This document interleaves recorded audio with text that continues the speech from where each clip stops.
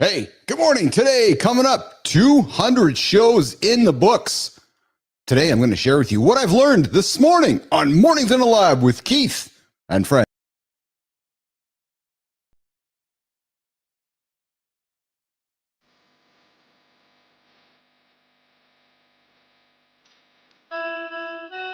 Welcome to Mornings in the Lab, where excuse when something negative comes up. Building muscle and improving blood flow. Nobody is expecting God. If the lady's saying that, you're just Being as a super be entertained by fun over here. How have I slept? Has my sleep been good? That's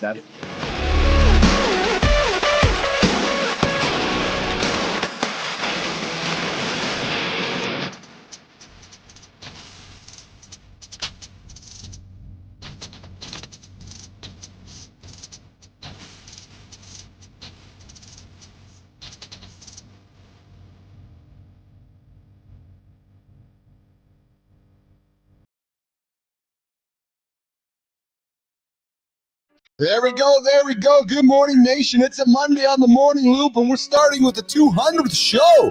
Hey, could you believe it? On March 11, 2024, we did one. Nobody showed up today. A couple people show up. Yes, sirree, baby. Jason Shen is joining us today for Center Stage in the Deep Dive. We're going to learn about the Outlier. Jason Shen coming up. Jory Jansen's here as well. Bottom of the hour, we're going to talk about foods to fight immunity, to help you live a better life over the holiday season. We got Christopher Martin, Steve Marty Fit, John Shen, myself, Keith Billis, and of course this is an R-rated experience. If we got kids, put the headphones in because we don't want to offend them. Jimmy, let's pivot the conversation over here and bring up Steve Marty Fit. See what's going on there, Mr. Marty. What's going on, brother? How are you today, man? What's up, man? I'm doing good. How you doing, man? Fantastic. I'm fantastic. Good to have you here for the start of the loop. We're getting after it here this morning. And hey, do you have any drones flying over Maryland? You see those drones flying over Jersey these days, man? It's pretty crazy, eh? Yeah, they came down here too. Oh, really? Yeah? Mm-hmm. Yeah, I didn't see them, but they something was going on. They stopped traffic for about like 20 minutes on the highway, and then later my mom called me. It was like, Chris, there's drones by the house. So really? Yeah, I didn't see him though. That's Chris, there's drones by the house. Mm-hmm. That's interesting, man. I was reading something, C. Marty, that there's speculation that these drone activities are being driven by the administration because they're trying to get us. They're trying to learn a few things. They're trying to learn how the public reacts to all the. Hey, Chris, there's drones in the air. So first, trying to learn how the. Good morning, Johnny. What's up, everyone? How's everyone doing today? Hey, we're just we're getting into a conversation about the craziness happening over Jersey and the drones that seem to be flying over America. And I was saying to Chris, see Marty, that good morning, Jack Dugan. Good to see you here in the comments here, Jack. That there's thoughts, Marty, that the administration is flying drones to predict how the public's going to respond, but also predict around how administration could respond.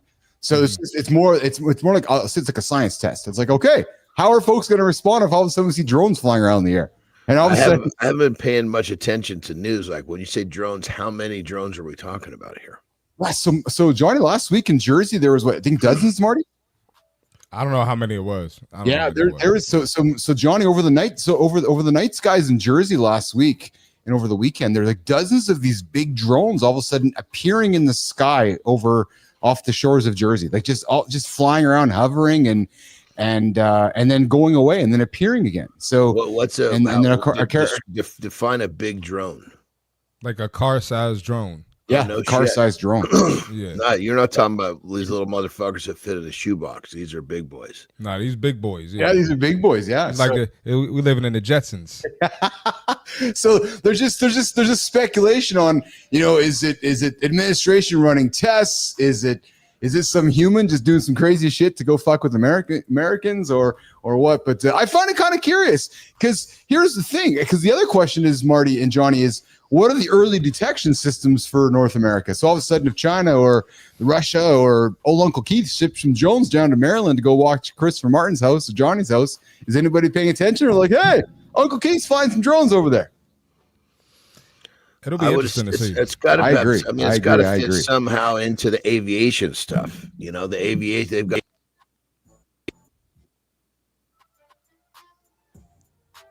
You muted yourself, Johnny. Yeah, you muted yourself there, Johnny. Sorry about that. Paul Sulz, you're right. ET drown home. It's exactly. Paul, good morning, man. Good to see you. Mornings Alive with Keith and friends. We're here in the only morning show to help yourself get going here. Johnny, you're stuck there, brother.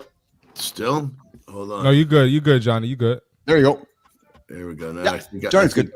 I think I got muted. No, we're on good. both Good morning, streams. Paul. If you haven't subscribed to the channel, get onto the channel here, brother. We're talking about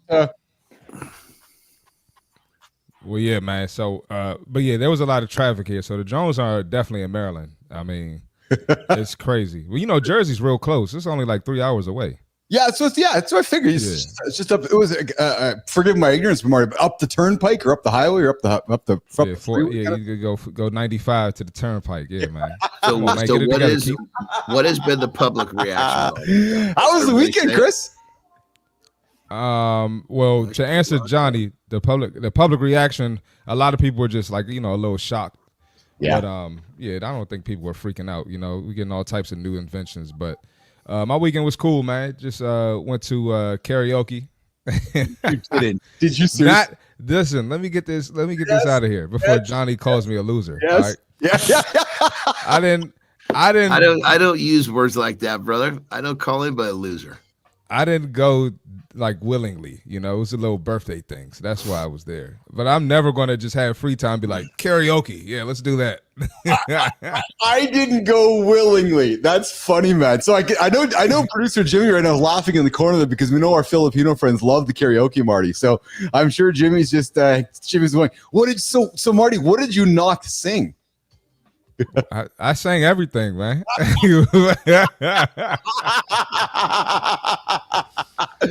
Were you like the awesome rapper, or what were you singing up there, brother? Man, I was singing, rapping, dancing. Yeah. Is there video evidence of Marty crushing it up I there? did not let anybody take videos of that. That is not happening. That is not. That's what. No videos. Videos. That thing will be all over the internet. Yeah. Johnny, Marty's walking around the NDAs. Here, you got to sign this NDA. You got to sign this NDA. You got to sign this NDA. He's giving out fucking envelopes, pulling out their phones. You're not doing anything. No, sir. Nope. Not this guy. Marty's like, I do 2 hours. I do an hour a day. Top 2 hours. I do 10 hours of video every single morning. To hell if you guys are getting me video fucking singing. Yeah, no, that's not happening. That was going to be all over the place. Oh, I love that. Man. That's awesome. My That's sound awesome. okay? Are you guys able to I'm hear having. me? I don't think I must have a big delay or something. I could hear Johnny. Keith, can you not hear Johnny? No, I'm having some troubles with Johnny. Actually, Okay. I can hear you, Johnny. Johnny seems to be struggling with me here. Marty, here's what I'm gonna do. You keep the chat going here, Marty. I'm gonna do a little refresh on my browser. We'll be back in 1 second, okay? Keep chat going. All right, with Johnny. I got you. I'm gonna try this here. So the karaoke thing, brother, you said it was a birthday party or something? Yeah, it's a little birthday get together, man. So you know, I'm not a karaoke guy, man. I'm the same way, bro. We used to have to in Japan. The Japanese loved that. So a lot of times the sponsor took us out, we ended up at a goddamn karaoke bar. And you had to participate because it was like their treat to you. You know, I mean, it would have been really culturally, been like them taking you to a nice dinner and you not eating.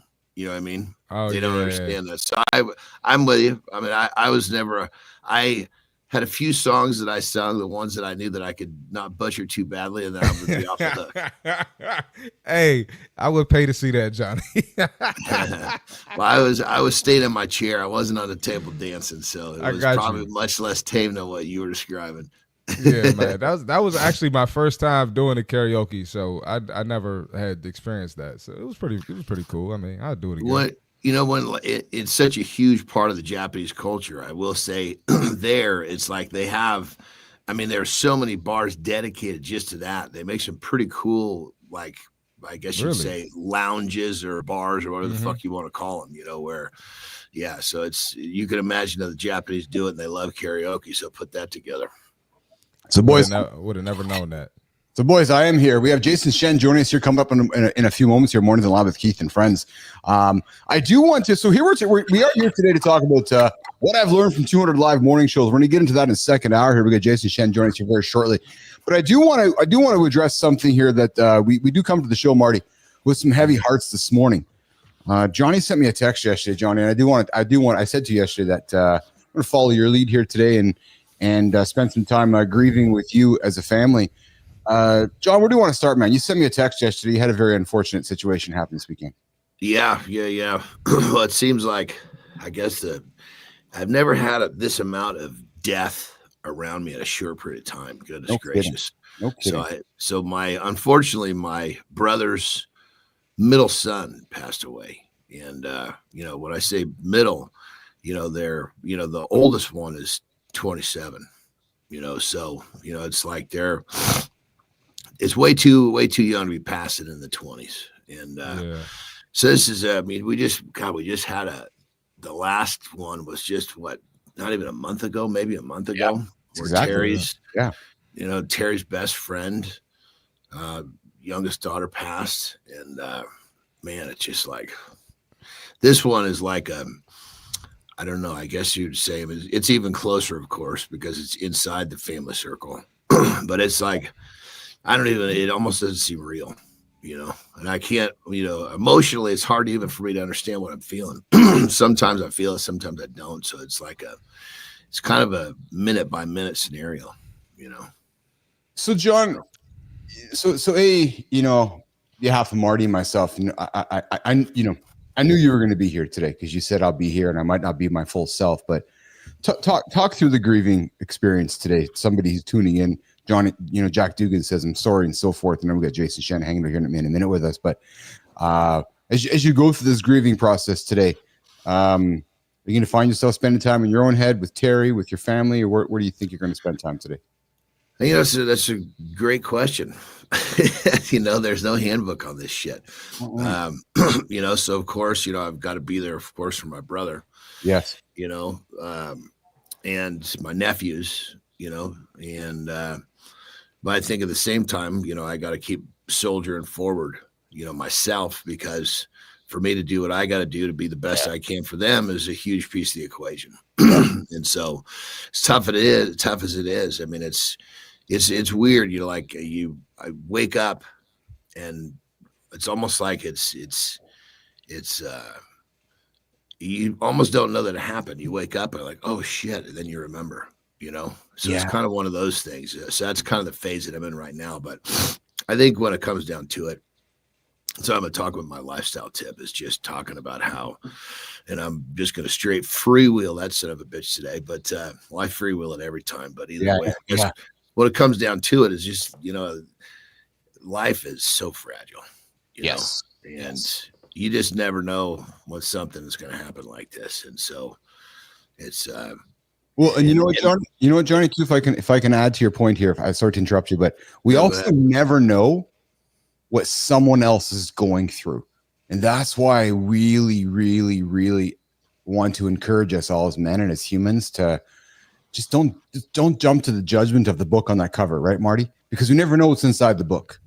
And we never know what's going on in page 2, page 4, page 24. Right. And because page 25 might be what John woke up to today. And he's like, wait a minute, but the first 24 pages looked fine. Yeah, I was going to add that, just last week, somebody I know, one of my clients, they were like really down, just like not themselves. And I was like, everything okay? And they're like, yeah, I'm fine. Like, they were like, why are you so concerned? And I'm like, look, you never know, what people are going through. And I've had friends, that take themselves away too. So, I'm real serious about this. So I'm always checking on people and being overly concerned and overly understanding, Yes. So listen to this, Johnny, out of I know if I may take a page from you, we never want to let any good tragedy go to waste. Yeah, 100%. I mean, that's the challenge is, waking up and finding the silver lining, but then, trying to keep that silver lining forefront so that, is you're either gonna grieve through this one way or the next. You're gonna grieve through it with thinking about the good things. You're gonna grieve through it thinking about the bad things. And so it's tough in these situations to find the silver lining but it makes it so, at the same time, it also makes it so easy to be grateful for my own kids, or, you know, Yes. your own kids, or who, you know, because then it's just like, you just look at it and go, you just realize everything's so fragile, and everything is, you know, there's no guarantees. And so when you look at this situation, it's easy just to go, man, thank goodness that my children are okay. That's and, right. So I guess that's the battle, you know, is that, you know, the bigger the tragedy, the harder it is to soldier through, but that's what you got to do.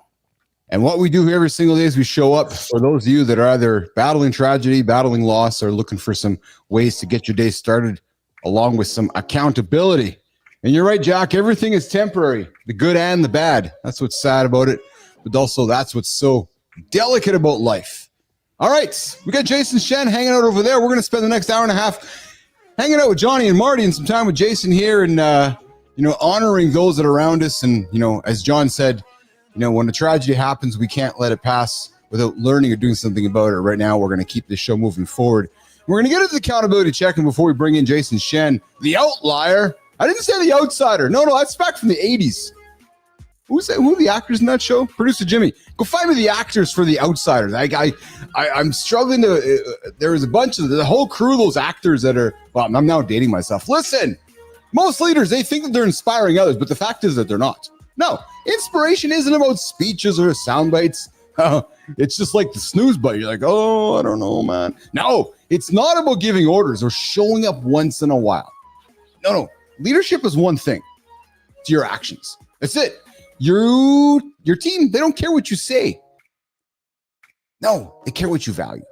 They care what you do. Do you take responsibility, or do you shift the blame to somebody else? That's it, Joe Fontana. Yes, Rough Macho. Yes, Patrick Swayze, Tom Cruise. Thank you, Fontana. You're tuning in, brother. I appreciate that. Remember that show? Accountability check, and those actions, those are contagious. That's good leadership. There you go. Good leadership. Just throw it out there, and the whole team runs forward to say, we got you, brother. We got you, brother. You hold yourself in those same standards, or expect them to do more. Because your actions, Fontana, your actions, Jimmy, your actions, Walter, those are contagious. Your actions, Jason Shen, they are contagious. If you're calm under pressure, your team steadies himself like a ship. If you're disengaged, they're going to be all over the place too. The best leaders, they don't talk about standards, baby. No way. They set them. They live them. So ask yourself, if your team mirrored your actions, would you be proud, or would you run in the other direction? There you go. That's your accountability check-in this morning. Oh, I love it. Fontana, I love you, man. That is awesome. Yeah, the Outsiders. Speaking of the Outsiders, let's bring in the Outlier. Jimmy, let's bring in Jason Shen this morning. What's going on, Mr. Shen? Keith, how you doing? It's good to see you. Good to see you too, man. Hey, you actually almost have a better flow than I have. Dude, that's an awesome flow, man. I've been love working it. on this for a while, man. You know, started the COVID growth, you know. Is that where it began, the COVID flow? Yeah. That's how it happened. You know, like you never know what's gonna happen, and you say, hey, we're gonna be on lockdown for a little bit. I can cover up this, you know, the ugly parts of this haircut till it gets nice and long, and that's just what I did. That is awesome, man. So we got Jason Shen, Marty, and Johnny, the Outlier What's up, coach, Jason? who's helping founders build conviction in what's next. He's a 3-time venture-backed startup founder. He's acquired by Facebook, eh? Oh, look at you go, Mr. Shen. Author of The Path to Pivot and Weirdly Brilliant. He's got a few letters in the back of his profile that kind of goes with an ADHD, and is a former NCAA gymnast. So not only does Mr. Shen got the good flow, he's also been known to battle it up on the mats, or up on the bar, or up on the bar, on the bar, or what? Forgive my ignorance about this. Podium, yeah. Yeah. So before we get into Mr. Shen, we got the big morning show question we ask everybody. Everybody gets asked this question. What's your morning routine, Jason Shen? My morning routine, I gotta say, wake up, check my phone, make sure there's nothing crazy going on, get up, make coffee, get a little food in me. Probably it's oatmeal with some protein powder mixed in, so you get some of that slow carbs, but also get some of that protein. And, you know, if it's a good day, head downstairs, get a workout in, maybe on the Peloton, maybe just some weights, maybe some dips, push-ups, pull-ups, and then get started with the day. Nice. And at what part of the routine do you take care of the flow? Is that first thing, middle thing, after? Like, is it showered? Is it braided? Like, when's the flow? Because, dude, I got a pretty crazy flow too. You look at my profile picture. Like, when's that part of the routine? Well, I'd say the flow care happens the night before. So me and my wife have this thing where she washes my hair, conditions my hair, takes care of it because, I didn't grow up doing this. So I'm kind of like, I got to learn now. How does this actually work? My big meaty hands, she's got tiny little fingers, can actually get in there and clean it out. And then the trade is, every night before we go to bed, I give her a massage, like stretch out her legs, her back. So we do a little trade, each of us do what we're good at, and then we take care of the other person, kind of like monkeys, like grooming each other, that whole thing. Marty, Johnny, I'm loving what Shen's bringing. I love it, man. Jason, this is a show for men. We talk relationships, we talk accountability, we talk about moving shit forward, and so we also talk about life expectancy work. It's this. So we've learned through. Here we go, Jason. Just get ready, man. We've learned through science that if we take care of our wives, our partners, they live longer. So we need to make sure that we're doing our life expectancy work along the way, Jason, as long as we're taking care of our hair as well. Absolutely that. And if I could just get her a little bit more on the strength training routine, then we'd be golden. Because she's an artist and she does a lot of physical work. So when she's physically on there, she's moving, she's working, and then when she's in between projects, she's just like, I'm gonna lay out, I'm gonna slow down, and I'm like, hey, where's all that frenetic energy? You're running up and down the ladder, you're doing all these things, and all of a sudden you just go to zero. Like I couldn't do that personally, I could not do that. My ADHD would not let me do that. But for her, she's got to be excited about it, and that's the trick. Is like finding something that she can actually sink her teeth into. And so we're still working on that so that she can, get to that nice 95, 98, but she's always saying, look, I want you to die before me. I want to die before you, because I want to just peace out and you still be around, and then you can do whatever you want.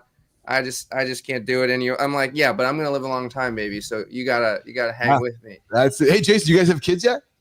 No kids, although baby girl on the way. Oh, soon. Yeah. Yes. Thank you. Yeah, January. I mean, you're catching me at we're putting it all together. We're trying to put everything together so that we can actually have this baby and have her have a place for her. Yeah. So I feel like, gentlemen, Marty and Johnny, we need to get Shen on the calendar here over the next 12 months to see what his life is going to be like in 12 months from now. So December 16th, 2025. Jay, what's the last year of your life been like? He's got a bunch of gray hair. He's half fucking bald. He's the flow's gone. I'm going to tell you that, Yeah. So Jason, let's get into you, man. We celebrated you on a Creator Spotlight a number of weeks back. That's right. You sold your business to Facebook. Did you shake hands with Zuckerberg, Massari? Did you? We had to MMA, spar for it. That's how it works. Like if I won, we got a certain valuation. If he won, we got no, man. It was you give people the highlights because that's what sets the bar and lets people know. But it was not one of those crazy transactions. I am not, retired, bought my house in cash, living on the beach, but it was a good thing for me. It was a good thing for the business. It set my team up. It was during COVID, during the early days of COVID, when you didn't know what was going down, and we were in a tight spot, and we, looked around, found some suitors, had some conversations, and then the company wanted to pick us up and put us on a particular part of the team. And so, I stayed around for 3 years. My co-founder is still at the company. He had 2 kids. Wow. He's like, yeah, this is good. I can settle into this, and then one of our employees went and started a whole nother business, which is doing great. So it was a good deal for all of us. Jason, what was the learning in that? So, because it sounds like it sounds like it wasn't part of the plan, but then COVID happened and it might have become part of the plan. What was the learning in that experience, Jay? Well, I mean, it's a couple things, right? Like one, relationships matter. The conversation that we got to with the, guys at Facebook happened because one of my close founder friends had another friend and he kind of put us in touch, and that guy had been acquired by Facebook. He had left Facebook, but then one of the people he had worked with, he was like, yeah, I think that guy might be interested. So let me put the two of you in contact. So it was like, a multi-step chain to get there. And if I didn't, tell people that this was going on and that this is what we were considering, it never would have happened. Right. And so it took a lot of people wanting to go up to bat for us, vouching for us so that we can even get in the conversation. And then the second part of it was the guys who actually acquired us, the division that actually acquired us, has a hard time recruiting internally. I got to say, it's not like the primo spot inside of Facebook or Meta. It wasn't the virtual reality stuff. It wasn't the Instagram stuff. It wasn't even like regular Facebook. It was like some deep down, plumbing, internal tool stuff that everybody was like, hey, I'm not super excited about this. And so they were always having a hard time recruiting people. And they said, you know what, here's a team that works well together. We're going to pick them up as a unit. Hopefully they stick around and kind of, catch a couple birds with one stone. And so that's what made it worth their while to actually bring us into the company. So you sort of have to find your point of leverage and what you're bringing to the table and what they need. What you got is what they need. It's fascinating learning in that, actually, wasn't there? Really? Yeah. Johnny, Marty, what are you hearing when you hear Jason talking?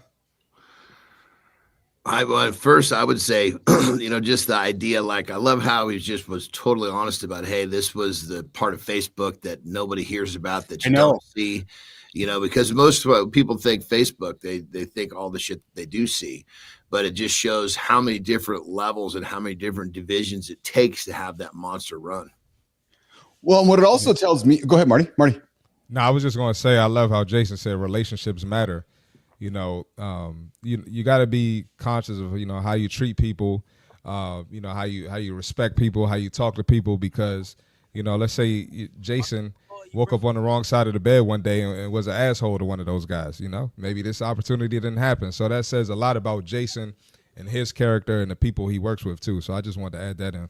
It also strikes me too, Jason, that you don't have to do something that's sexy. You just have to do something that solves a problem. And you built a business that clearly solved the problem that not many others wanted to solve. And you're like, okay, I guess we'll solve it. And then during the journey, somebody noticed it and then placed value on that. There's a big learning in the unsexy businesses, isn't there, Jason Shen? Yeah. It's funny the way you say that, because I think what we were trying to do was sexy. And then the people who saw our potential saw us for the unsexy part of it, right? We were trying to build AI tools to support gamers and esports teams in their play, in their competition. That's kind of sexy on paper. This is all pre-ChatGPT, a lot of this AI leaps, and so everything was kind of slow. It was kind of clunky. So, we weren't living up to the reality of what we were trying to create. But then the team that acquired us said, hey, we're doing a lot of stuff trying to get knowledge distributed internally at the company, which is kind of what you're trying to do with this AI tool. And this AI tool kind of emerged from a pivot, surprise, surprise, that we had in a previous business that was more B2B, that was more like, hey, let's just build stuff that companies need. And so we kind of pivoted from something more boring to something more sexy. And then the guys are like, hey, we actually like the boring part of what you're doing. You're going to come to Facebook. Most people at Facebook want to build stuff for people, but clearly you are comfortable building stuff for businesses. We got some like basically business units, the company's so big that basically there are all these divisions that are like buying software internally that different teams make. And so they wanted to put us on that. Yeah. Let's talk about the power of the pivot. Let's do that in 90 seconds. But up until then, let's get Chris Martin, C Marty Fit, to get the C Marty Fit tip. And then Jay, let's come back and get into the author of The Path to Pivot, the power of the pivot. John Anderson's pivoted a number of times in his life. Marty's pivoted. I've pivoted. You've written a book about pivoting. Let's talk about it in 90 seconds. Marty, you're up, brother. Johnny, go for a break. Let's get after Jimmy. Let's get it, man. Get off the screen, Keith. All right, we got the fitness tip for today, man, and this one is a little different. So, one thing I like to talk about with fitness is like how a lot of the principles of fitness are in the Bible. So I brought a Bible verse to the show today. So we got Proverbs 27:6. Wounds from a friend can be trusted, but an enemy, multiple kisses. All right. So you wonder, why did I choose that one? So you have to learn in your fitness journey and in life, you have to learn how to take messages and not worry about how they're delivered, right? We just talk about stuff being quote unquote sexy. So the way the message is delivered is not always going to be sexy, right? So sometimes when you are trying to get better on your fitness journey, you got to get used to tough love. Real growth doesn't come from sugar-coated lies.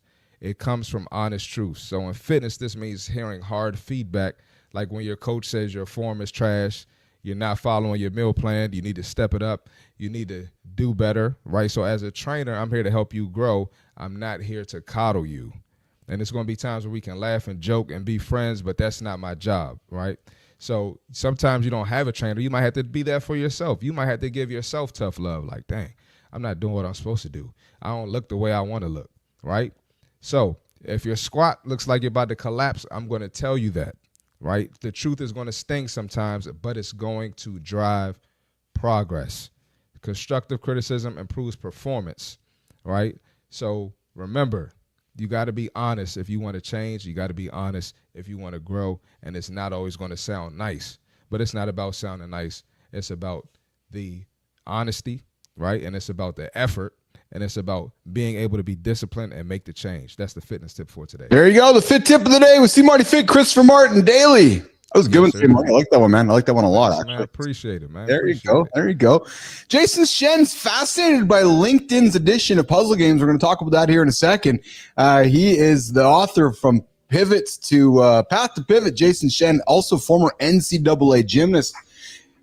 Jason, what was your discipline in gymnastics? Yeah, I was an all-arounder. I trained all 6 events into college. And then my junior year, I had a really tough vault landing that blew out my knee. I mean, it was like kind of all the ligaments, everything got torn up, had, all the reconstructions. They put me back together. But after that, I was only doing the pommel horse and the parallel bar. So I got, that tricep power. Yeah. But, wasn't doing the vault, wasn't doing the floor, no more of those hard landings after all those surgeries. No shit. Yeah. Hey, was that an impetus for the rest of your life? Like pivots when you landed and all of a sudden you're like, oh my God, my knee's blown out and my ACLs are gone, MCL's gone. I'm like, fucking, I got to rebuild. It's time to quote unquote pivot. Was that the impetus for that, Jay? Yeah, I mean, when you look at your life, I think these 2 books that I've had about pivoting, about being an outlier, really do kind of like animate a lot of the life that I've had. I think the gymnastics injury, the fact that I hurt myself so badly, one, it tells you, John, you were talking about this earlier, you never know what you have until it's taken away. I was always the strong, fit guy, never had any serious injuries, and then all of a sudden you can't do shit. You're on crutches, you're not that strong, fit guy.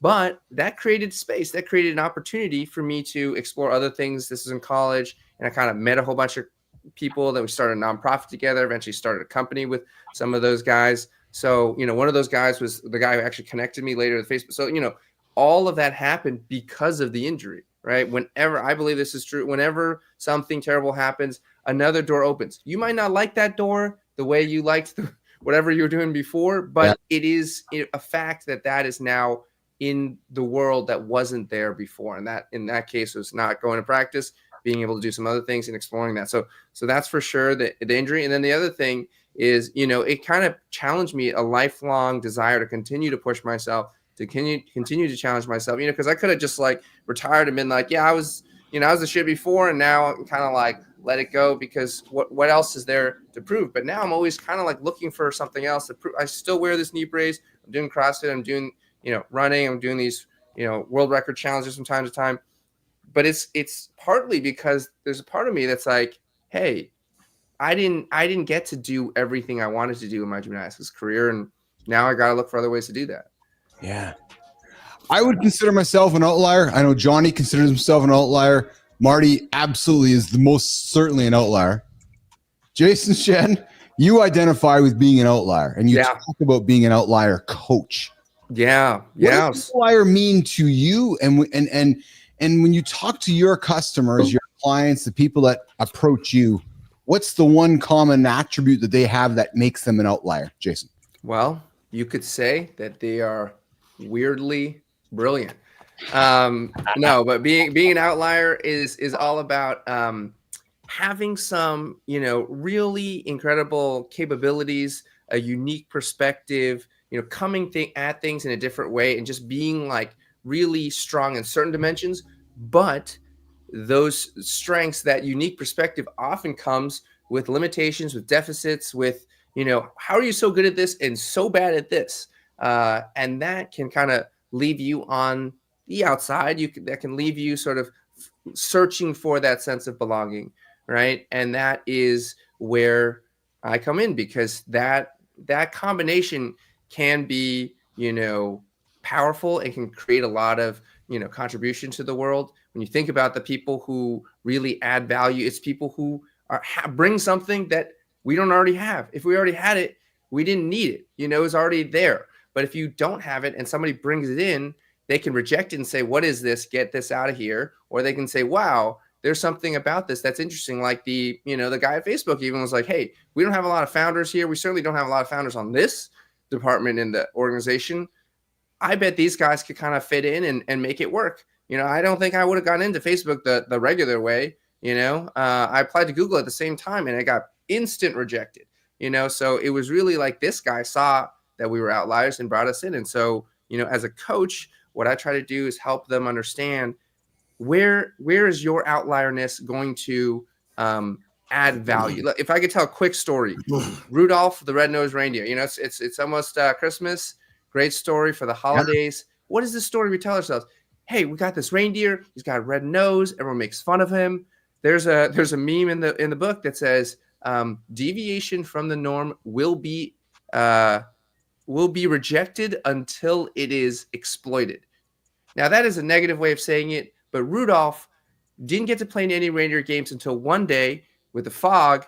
Hey, that red nose could actually do something for us. That red nose is actually valuable. Why don't we put you in the front so that you can light the way for Santa and make everything happen? All of a sudden, all is good. You're welcome. You're part of the crew. You're part of the family, because guess what? You actually bring something to the table. And we see that and we value that. Now, the negative way is saying, okay, he's being exploited. I don't think he's being exploited. I think he's just being recognized for what he brings to the table. Yes, he's being found. So I help outliers become Rudolph, and I help them sort of help the world see what they can do. So I never thought about the outlier that way. Good morning, good time, good to have you here, brother. I'd love to see you here this morning in the lab. I never thought about the outlier the way that you've presented it, but in many ways, the outlier is actually the superhero, because he's gonna develop skills, that somebody else doesn't have because of his position. I mean, that's 100% me. That's what I mean, Johnny. I look at you, I look at myself, Marty, but that's exactly it. It's the one. Rudolph is like, okay, I'm the only one with the red nose. I have this one skill set nobody else has. I'm just waiting for somebody to identify when they get the fog. You just gotta have thick enough skin to get through all the time when you don't get to play any reindeer games. Yeah, it's so true. That's actually so true. That's real. Yeah, that's real. I mean, and then part of what being a coach is being like, hey, at least there's one person out there right now who is going to see you for what you can do, what you bring to the table, and kind of like be that, whether it's Marty, supporting his clients through a tough training session, or, me helping somebody who's starting a company or building a company or trying to manage a pivot, get through a pivot when you're really questioning yourself, because a lot of these guys or gals, have had great success. They've been able to put it together, but now, there's some cracks in their situation, in their armor. Maybe their team's questioning them. Maybe the product looked good at first and now it's having some problems. You want somebody in your corner. You want somebody who's going to, believe in you, even when you don't always 100% believe in yourself, right? And give you that spot and kind of get you through it. So, John, you were talking, I'm sorry for your loss. That I had a recent client who I'm just starting with, young guy, started a company. And over the summer, he had a co-founder that he was working with, two young guys. They were really in the business. Guy goes on a vacation, gets swept out to sea, gone. Crazy. It's just like that. Right. And it's so sad. And this guy wants to keep going with the business, but there's a lot of grief there. There's a lot of sadness there. And, that's not a conversation you want to bring up every day. Hey, Yeah. why'd you start the company with one person? Well, we had to. Whoa, what happened? Nobody wants to kind of intro yourself with that. Right. Yeah. And so that's a tough situation for him to be in, because he's got to tell his story. He's got to tell his company story, but he needs to find a way to do it that feels empowering for him, and then helping him sort of deal with the grief. That's one of the things I do. That's not like my main thing. That's not what I open with either, but it's real that stuff happens. And that's part of the work of coaching. Jason, when did you and how did you identify you were an outlier? I mean, I think in retrospect, it was happening pretty early on. Like, because I had ADHD, I was kind of all over the place as a kid. My kindergarten teacher wrote this letter to my parents, to the principal, being like, Jason runs around a lot. He touches things inappropriately. He's sort of, not really paying attention, although he does seem to be able to, ask questions and think quickly once he's kind of put on the spot. But, I'm having a real hard time in the classroom with this guy. And, my dad actually, both my parents kind of work in sort of education or growth. My mom's a gymnastics coach. My dad worked in education his life. He saw the letter. He's like, oh, no. We're not doing this. We're not letting my kid kind of be put into like a special situation, because he's a smart kid and he just needs, to be properly supported. And so my dad, Asian dad, didn't take all this and just start screaming at me, being like, what the hell are you doing? Why aren't you behaving in class? He said, look, Jason lives in a single bedroom up, in the attic of this house that when we first came to the United States, we were living in, attic of a house for a group care home for people with intellectual disabilities. So he's cooped up there. He's cooped up there all summer. He didn't have any kids to play with. He's just excited to see other kids, to see all this stuff in the classroom. He's just really excited. And let's just work together on this. And they let me stay in the classroom. And by the end of the year, she wrote another thing about how Jason, loves computers. He loves making things. He wants to learn about everything around him. He's really curious, and we love having him. So even in that year, it went from, hey, we don't know about this guy, maybe he needs some special, attention or a different classroom, to we love working with him. And that's sort of been, I think, my journey throughout life, is like entering a new situation, kind of being the outlier, figuring out how to add value, trying to fit in, and then deciding maybe I don't actually want to fit in. Maybe I can fit in here, but it's gonna be too much for me, and it's not where I want to go long term. So then I pivot, and then I find a new place, and that's sort of been the journey, I think, all the way up until this coaching gig that started a year and a half ago, full time. That's awesome, Marty. Johnny, before we wrap up with Jason, I'm just having fun listening to you talk, brother. You got a lot of. First, you're entertaining to listen to, and then you got some really good points, brother. I mean, I love the talk about the outlier, because I think if people understood that when they have that, it's actually a strength, and they just got to find it, they got to understand it, and they got to put it to use. Yes, yeah, it's very, very true, Marty. Yeah, what was one thing from sports? I know you mentioned the injury, but is there anything else you learned from sports, that translated to the real world to help you excel and reach success? I mean, a big part of it, I think, is that the way you win is what you do when nobody's looking, right? When there's no crowds, there's no, stadium, there's no, other team even. It's you putting in the work to get better, to improve, to give yourself that tough love, or have the teammates or whoever is around you giving you that tough love, so that when you do show up on game day, in front of the big lights, you got it. Not because you gotta like pretend like you're confident and bring that, you put in the work, and whatever happens at that point, hey, you can be proud of that, because that was how it was going to go down.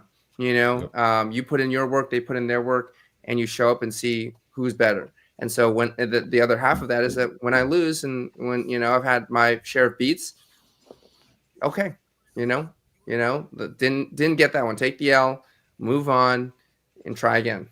Yep. Nothing wrong with taking the L. Sometimes we got to take the L to get towards grabbing the W. We're hanging out with Jason Shen, the Outlier. Mornings and Live with Keith and Friends. John Anderson, C. Marty Fick coming up. George Jansen. Jason, where can Business Athlete Nation, where can LinkedIn Nation find you, connect with you, and do some business with the Outlier coach, Jason Shen? Look, I'm on a couple different places. I got my own site, jasonshen, SHEN.com. I'm on, Threads, Jason Shen. I'm on LinkedIn / Jason Shen. So I kind of, put my name, my stamp on there. I feel bad for the other Jason Shens out there. There's a doctor named Jason Shen. Sometimes I get calls being like, hey, we need we got an opening here. Could you fit it? And I'm like, wrong number. I just leave it alone, but yeah, I'm Jason Shen on pretty much all the platforms except for YouTube. YouTube, I am at Coach Jason, and so make videos there. But I'm on all those places, and then you can find my books on Amazon. Weirdly Brilliant and The Path to Pivot, both on Amazon. You can go get the Kindle versions are pretty cheap, or the print versions I recommend. They're nicer. But I'm on all those places. Love to connect with y'all. Awesome. Jason, thanks for hanging out with us this morning. It was great. You, Jason. Yeah. Keith, Marty, John, you got a real great thing going here. 200 streams. That's incredible. That's a milestone. So I'm looking forward to hearing all those lessons learned. I appreciate that, Jason. Thanks for hanging out with us. And good times. We got some comments for you, Jason. Sugar spike. Then they put the kids on meds. And then he says, you said it best, Jay. Races are won in the shop, not at the track. It's all the work we do behind the scenes before we reveal our true self. Jason Shen here this morning, Mornings in the Lab. We celebrated him on the Creator Spotlight a number of weeks ago, and he came in to join us here this morning and hang out with us for the last half an hour. Jay, have a great day, brother. We'll see you in LinkedIn feeds, okay? Sounds good. Man. Take care, guys. Thank you, Jason. All right, Jay's out of here. Johnny Anderson's up for a lifestyle tip. I know it's going to be a touching one, so perk your ears up. We got some words coming from Mr. Anderson. Johnny. Well, words are not as easy for me today as normal. So I'm just going to have to deal with me potentially stepping on my dick here and not saying exactly what's in my head doesn't seem to come out my mouth quite as easily today. But inspired by another loss, I guess this lifestyle tip is really about making sure that you really look at what you got. Look at your life. Be grateful for what you got, because life is fragile. The relationships that you have, you never know when something good or bad is going to happen. So when it comes down to it, especially with the holidays coming, don't be afraid to tell the people that you love them. Don't be afraid to give someone a hug. Does it really matter if there's some bit of awkwardness to actually spit out a few words or to give someone a squeeze? No.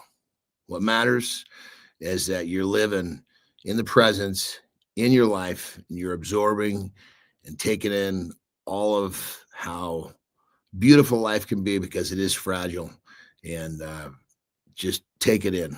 I really don't know how to wrap this up other than saying that, you don't know what you got until it's gone sometimes. And as I always say, don't let a good tragedy go to waste. Find the silver lining and live your life to the fullest. Love who you love. And that's it. That's all I got today, man. And that's it, Johnny. We got your brother. We got lots of love, lots of support for John and his family this morning.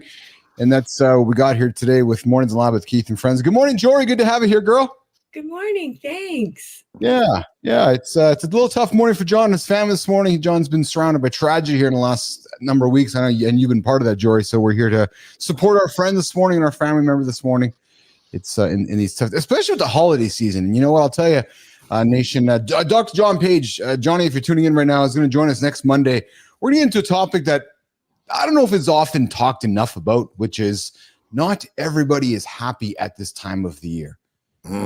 And we're asking everybody to put smiles on their faces and be happy. And sometimes some of us, and Nation, I'm one of them. I battle with this time of the year. I do. I got up this morning and I fucking struggled. And I struggled. And I'm going to struggle all day today with it. And I'm going to struggle for the next 10 days with it. So we're going to talk about it next Monday, about those of us that are going through And I don't know why, but this season comes up and it's difficult for me. And it happens to a lot of people, brother. It does. And I know it happens to many of us. So we're going to talk about it with Dr. John Page next Monday. But today we got our friend, the GOAT, Jory Jansen here. Jory, I know you had some messages in my inbox this weekend. And I was like, oh shit, I haven't had a chance to get back to her. It was just a weekend of just the holiday season, right? Just catching up with us. So I thought I'd keep it light here today. Have a light conversation around foods that boost immunity, especially around this time of the year, because most of us are eating foods that might not be the best foods. And it's like, okay, what are some other exactly, Marty? Big back building foods, as Marty would say. There we go. Yeah. So maybe there's some foods that we could add to our regimen over the next couple of weeks that might give us choices that help boost the immunity. And one of those ones, Jory, go ahead, Jory. I was just going to say, I actually love this topic for many reasons, not just for boosting the immune system's sake, but because a lot of us are going through some challenging times right now. Because of the season changes, there is that seasonal mood affective disorder, right? Yes. So it's really important to keep our vitamin D levels up, getting our sleep. And then, of course, one of the best immune boosting things that we can do has nothing to do with nutrition. Well, I mean, they work together, but they're separate, is exercise. We often forget about what is one of the biggest things. The research shows you want to increase those cells in the body that are going to fight disease, infection. It's exercise, right? Yeah, so simple as that. That's a big one. And then, of course, nutrition plays a role. I was just working with some clients in Prince Edward Island yesterday morning, and I told them that nutrition isn't everything, but it plays a role with everything. Right. Timing matter. And so if you're going through a hard time, we've talked about fasting. We've talked about different ways of eating. Yeah. And when you're in this space, you're not helping your immune system out by trying something that's going to add stress to the body, especially in the beginning. I think one of the things that we need to do, and one of the I actually had I'm all over the place, you guys. No, this is good. This is good. But one of the things that I talked about with the team that is working with out east, and also I had the conversation with my daughter afterwards, was that because one of the questions that came up, and it's so cool because these were teens, and I have the same thing with adults. It's, does it matter if maybe you don't get enough calories in certain parts of your day, and just, as long as you're getting it by the end of the day? And one of the things I said, it depends on what you want the outcome to be. And the example was, and I know it sounds a little immature, but I think people get it. I said, if you were given some money as a group or as a family, and you were going to go to the mall, and at 2:00 was when you could go in and buy your new runners, but your debit card, your Visa card, whatever, you wasn't activated or it wasn't topped up. You didn't put in what you needed. So at 2:00, you could go buy those runners. But when you got home at 8:30 p.m., your bank account was filled and you could go buy those runners. It didn't do you any good at 2:00, did it? Right? Yes. I think it really matters in terms of what do you need, what's needing to be spent at certain times. And then you can work your nutrition and exercise and your sleep all around what's needed of you right now. Yeah. And it's right now, it's like, I just need to save some mental energy. Then let's look at some rest and recovery. Let's look at making sure you're well hydrated, and maybe supplementation in times where if your appetite's just not there because of the space you're in, then supplementation is going to play a big role.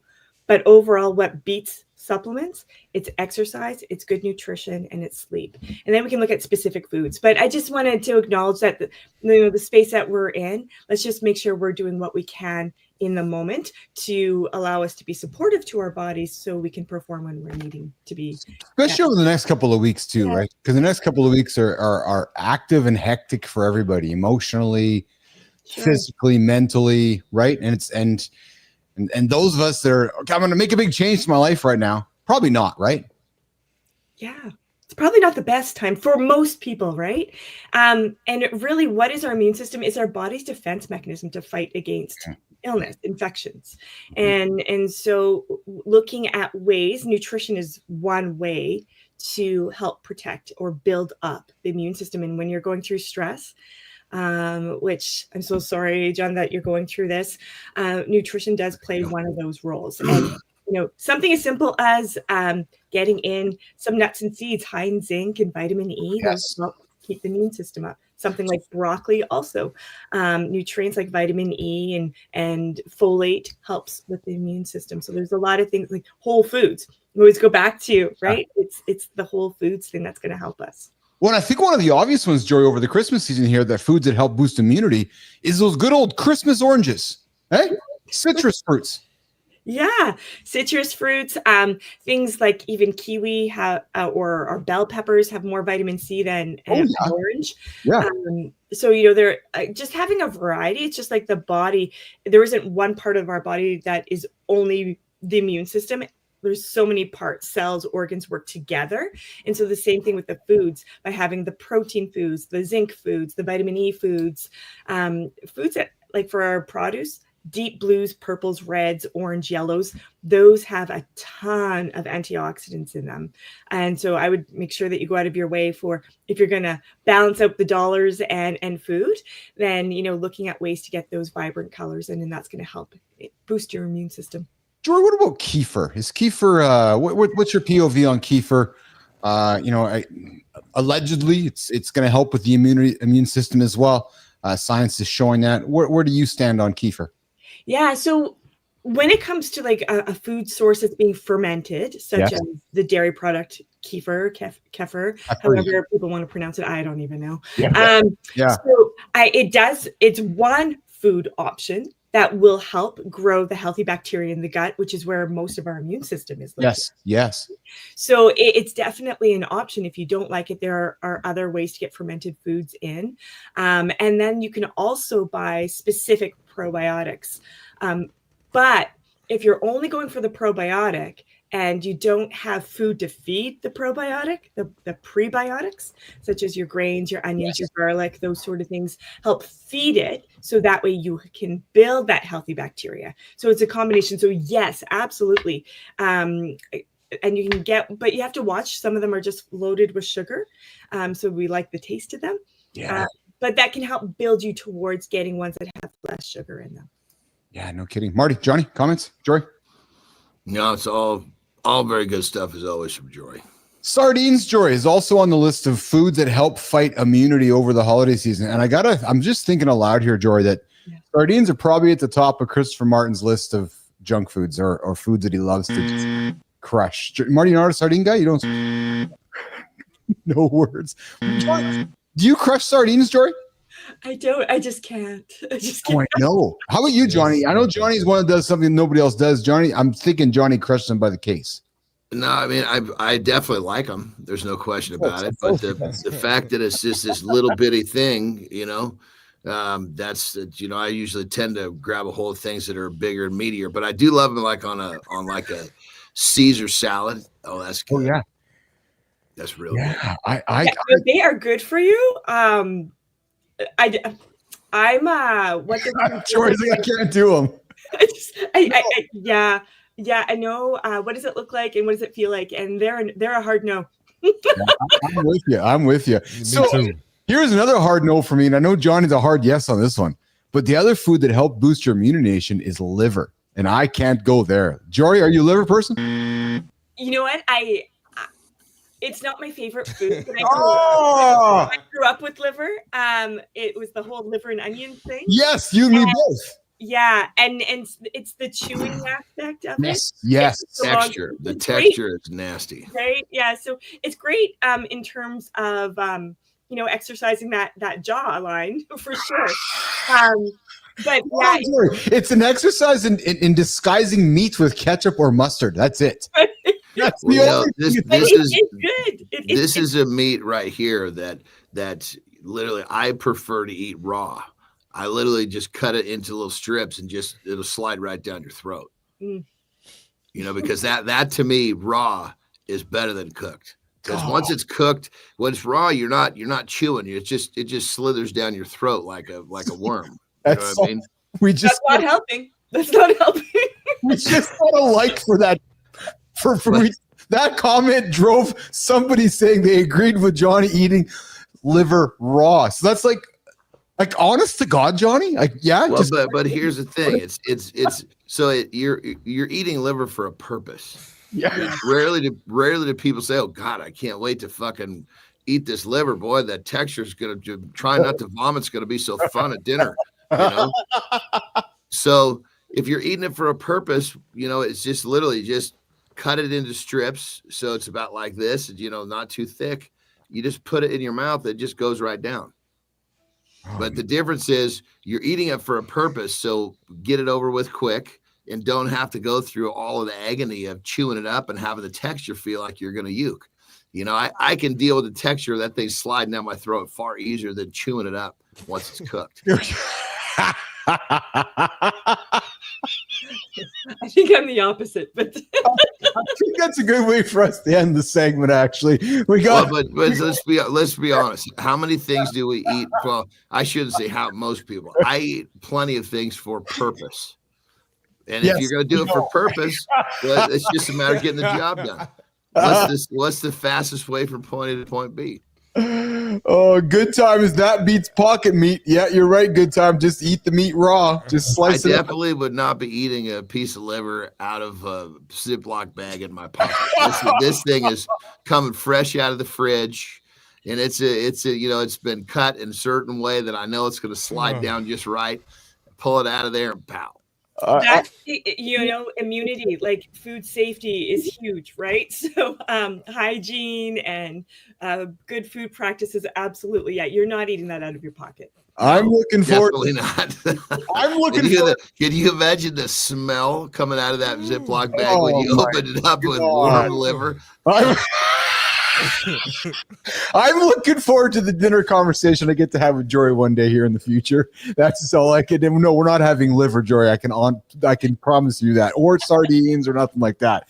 Hey, Jory Jones is here. Jory joins us every Monday, Wednesday, Friday to talk food, nutrition, protein break here in the lab. Jory, gonna get after it today. What do you got on the agenda today? Yeah, I'm going to get after it. I'm going to get to my usual, I don't enjoy doing them, but I do them because people want them. I'm getting some meal plans done. I'm getting them out of the way. Yeah, we should talk. Why don't you like doing them? And I'm actually curious because I'm thinking that with, a good time, eggs with shells on the side. Why don't you enjoy doing them, Jory? Because everyone is looking, not everyone, for the magic. Many people are looking for the next best thing, and they think that having this meal plan developed for them is going to be it. But at the end of the day, it's still you making the decision. You still have to plan and prepare, just like getting a nutrigenomics test done. You still have to figure out what's available to you. What are you willing to give up? What are you willing to gain? Those sort of things. And humans are just, we're complex. This is really good though, because I actually feel like I need to have a round table with the three of you around the truth of coaches who are like, oh my God, this person wants a food plan when they still don't get the fact that there's more than just the food plan, right? So, but we all want to start. We all want to start. And that's why we come to John or Marty or Jory to say, help me with the start. Until the reality checks in going, oh, you mean there's more than just the meal plan, Jory? Yes, there is. So I don't give meal plans often. I give health and performance guides. Smart. And that's different because then we can keep modifying things as we move along and trust each other through the relationship that we're building. But yeah, that's good, Jory. I'm the same way. If somebody just wants a plan, you just want a plan. I'm going to teach you how to do it. I'm going to help you learn how to do it within your specific life and your challenges. But you just want a plan to go follow. We both know that's not going to work. So I'm not going to waste your time. You're not going to waste mine. Go find somebody else. All right, Joey, go have some fun with your plans. I'm going to send you a text later today about Mr. Chapman, okay? All right, sounds good. Thanks, Jory. Take care. Bye, take care. Marty, Jory. Marty, you going to go find the drones on the way up to Maryland? On the way up to I got to get out of here. Hopefully I don't hit traffic. All right, brother. I appreciate you, man. You have a good one, okay? See you have a good look, brother. All right. Marty's out of here. Keith, John Anderson. Mornings in the Lab with Keith and friends. Jason Shen just wrapped up. Marty just wrapped up. Jory Jansen wrapped up. We talked sardines. We talked shelled eggs. Good time. We talked liver. We talked some tragedy happened in Johnny's world. We're going to keep the show rolling here. We're going to wrap up here on the 45-minute mark today. We got Alana Tart joining me at the bottom of the hour. We get to the community corner. She has somebody we're going to celebrate for the Creator Spotlight. But what I thought we would do right now is Yeah, exactly. Raw liver. I know. I'm just seeing a comment here, Johnny. Yes, raw liver, John Anderson. Oh, good time. It's not for everyone. No, you don't say, John. Is it salted or peppered or? A little salt, a little Celtic salt's always helpful. Of course. There you go. Good time. I saw a drone over my house last night at 5:30. Not a joke. Good time. What part of the country are you in? I'm quite fascinated by this because drones seem to be popping up around the United States, and I'm wondering if it's just popping everywhere. Or good time because they're obviously coming up over in the Jersey side of things, and Marty said they're up around the Maryland side of things. But I'm wondering where you are. Good time as well. I'm quite fascinated by this whole situation. Okay, so we're gonna keep the show rock and rolling, Johnny. I thought that I would take some time right now to Connecticut, East Coast, good time. They're suspecting that the administration is testing to see what kind of response the public has and what kind of response the administration can have to unidentified flying objects. Oh, are we talking UFOs, Johnny? Do you believe in UFOs? Oh man, that's a hell of a topic. See, this is like I said in my lifestyle tip. What goes on in my head doesn't always make it out of my mouth in times like this. So I would say that probably. I mean, do I believe that there's some other life? Yeah, because I think our universe is just this little. We're just so small. This huge, infinite galaxy. And I might even said that improperly, so I'll leave it at that. Yeah, you're right. Good time. The government's looking for a dirty bomb that went missing from the military base. Yes, exactly. That's quite fascinating. Actually, put it that way. Right? Maybe they have these transmitters on. That's quite fascinating. What do you say? Oh, the government's looking for a dirty bomb that went missing from the military base. Oh, so they're flying around drones to see if they can find it. That's quite interesting. Good time. Ooh, that's interesting stuff, man. Your sources. Johnny, it's interesting to hear about. You said something about the universe. I will not have expected you to know about this, but last week or the week before, Google announced a breakthrough in quantum computing that has potentially discovered the multiverse, that we live actually in a multiverse. Meaning that we're just this little tiny thing in this massive deal. There's just more universes than there's just ours. Like there's other universes around, right? And so that's what I was getting at. I think that for us to think that we're the only living creatures in this massive thing, is kind of ridiculous. It's hard to argue. Right, it's hard. There's more than likely like a John and Keith doppelganger situation happening somewhere with my arms just waving everywhere. Somewhere there's just this doppelgang situation happening, right? That's we're doing the same thing somewhere else. And last week, Google, created the computer chip. It's called Willow, which has discovered what they're calling, quantum computing. Quite fascinating stuff. I mean, look at the stuff that we discover on our own planet. Yeah, but we're living here, so we can actually have a discovery process. We're talking about a place that we don't know how to even look in and discover yet, and to think that there's nothing out there is kind of ridiculous. That's right. Johnny, a good time with the commenter earlier that he brought it up here, which is I lost my father December 20th, 2011, and then my son was born December 20th, 2012, a year later. Wow. About tragedies and moments that come of that, right? Yeah, there is. I mean, I always say, don't let a good tragedy go to waste. And I think for me, the hardest part is to watch the suffering of the people that I really love. Right. And it's like it's trying to shuck that stuff. That is for me that's the most difficult. That's got to be tough. Yeah. All right, so John, I want to take a number of minutes here now, but excuse me as I'm burping away underneath my breath here, nation. That's just we all burp. Yeah, even when we're doing a show in front of the microphone. I wanted to get into the things I've learned over the last 200 live morning shows and share them with you and talk about them with you and just share some of my experiences doing this. And because it was March 11th, 2024, where actually before that, John, where I had this hypothesis that if I did a morning show, would people show up? And I thought, hey, it's the only macro cultural, it's the only time that we still share in North America time together. And what I mean is that we all in North America, we all wake up around 6 a.m. to 10 a.m. for the most part together. And after 10 o'clock comes, Johnny, we all go on with our days, and time largely becomes irrelevant. You know, your 11 o'clock is different than mine. 1 o'clock is so. Back when you and I grew up, we would all go through our days and race back towards the evenings in front of, you know, Friends on Thursday nights or Seinfeld on Thursday nights. Then we'd wake up on Friday and we all talk about it. Well, that's all gone now, right? We all do our own things. We're all in our own little tribes doing our own things, but yet we still all share some commonality in the morning. So I wanted to share what I've learned over the last 200 mornings doing this. And the first thing is, Johnny, and I think you'll like this one, and I know you subscribe to this, but the power of public accountability.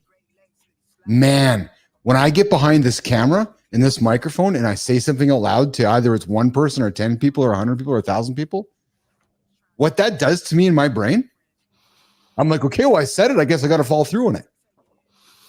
Well, you know, and you're so correct for the right people. You know, because if keep in mind, you also understand how to keep a promise to yourself. Right. That's first. You know, for someone that's constantly saying, oh, you know, I'm going to go on a diet and I'm going to lose 50 pounds and I'm going to start on Monday. And they're going out and they're saying this shit, you know, on you know, their social media. Well, how many times have they not done that? You know, and if they were actually holding the word to themselves first, then that public announcement might give that a little bit more stink, so to speak. Yes. But a public announcement is not going to fill the gap for the fact that someone still hasn't figured out how to honor what they say they're going to do. Well, it's interesting, John, because when I started this, people were like, how are you going to monetize accountability? I said, I will. Watch me. And then I just kept showing up. And yes, this show has turned into our free accountability program for folks. And I'm going to start monetizing this as we go into 2025. But what I needed to do first was to not only prove to myself that I can do this, but I never knew who's listening, right? So I never knew who's paying attention or tuning in. So my fear is if I say something and then I don't follow through on it, I'm the biggest fucking hypocrite and it's unraveled everything that I've done up until this day. You know what I mean? Like it's well, you know, brother, 100%. But you know, that's you're talking about the show, which I totally agree. But that's fucking life. You just summed up life right there. Yes. I mean, think about your kids, your friends. If you say something and you don't do it, and they realize that's a pattern in your life, you have completely downgraded, you know, your relationship to them, to yourself. It's like the foundation of what a person has is their word. Once that word is gone, it's a much different relationship with that creature, call it. But John, so let's talk about that, because has the power of the word gone? It would seem to me that maybe it is of less value than it was 10, 20, 30 years ago. Do you feel the same way? I think it's just there's still plenty of, like, for example, I literally will surround myself only with people who do that, who honor the word themselves. As soon as I see someone who says they're going to do shit, they don't do it. That's my signal to just start creating space. Not that I'm judging them, not that I think that they're a bad person. It's just, I don't need to be around that, because that stuff to me is like it's like a cancer. And so when you surround yourself with people who honor what they say they're going to do and they do it, it makes it that much easier for you to do it. When you surround yourself with a bunch of people who are constantly talking about what they're going to do and they don't do shit, it becomes that much easier to do that dumb shit yourself. Well, and what I suspect happens is you become you complete the next sentence with that person, right? Which is you saying to me, "Oh, Keith, I'm going to start next Monday." Yeah, Johnny, I'm going to start next Monday too. Keith, I'm going to get this done next Friday. John, it's great. I'm going to get this done next Friday too. And next thing you know, we're completing next in each other's sentences. Right. We start to feed each other. Right. It becomes acceptable and they don't even know it. Like, unfortunately, I think my opinion is that the average American diet, which is normal, is like flat out, like over the top unhealthy. Yes. But it's normal. So everybody thinks it's okay.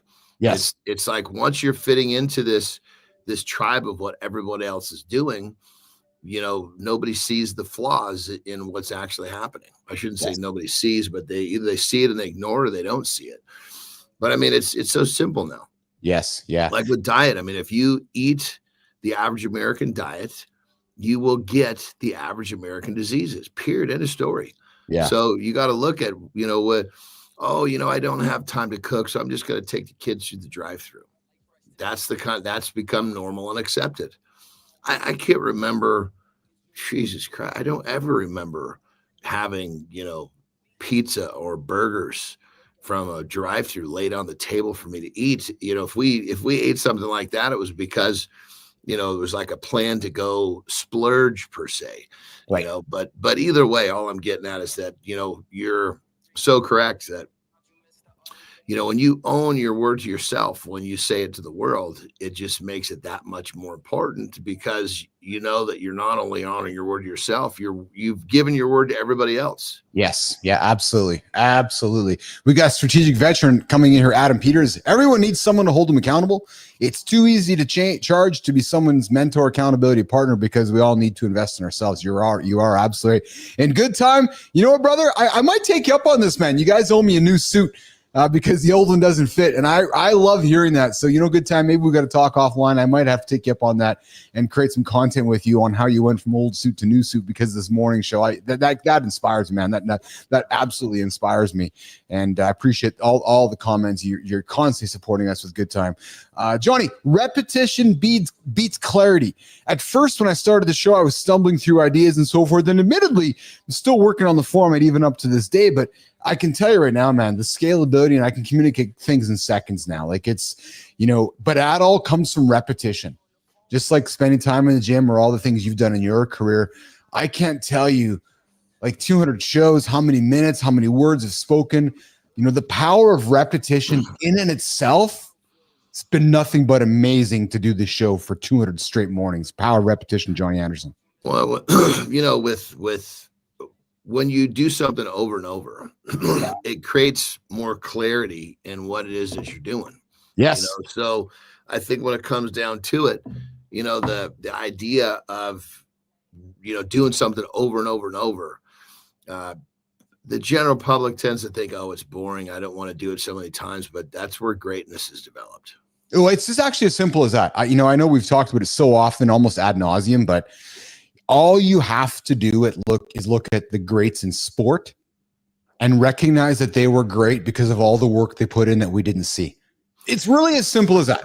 Tiger Woods, Kobe Bryant, LeBron James, Michael Jordan, Wayne Gretzky, any sport figure that is beyond normal has put more time off camera into what they've done.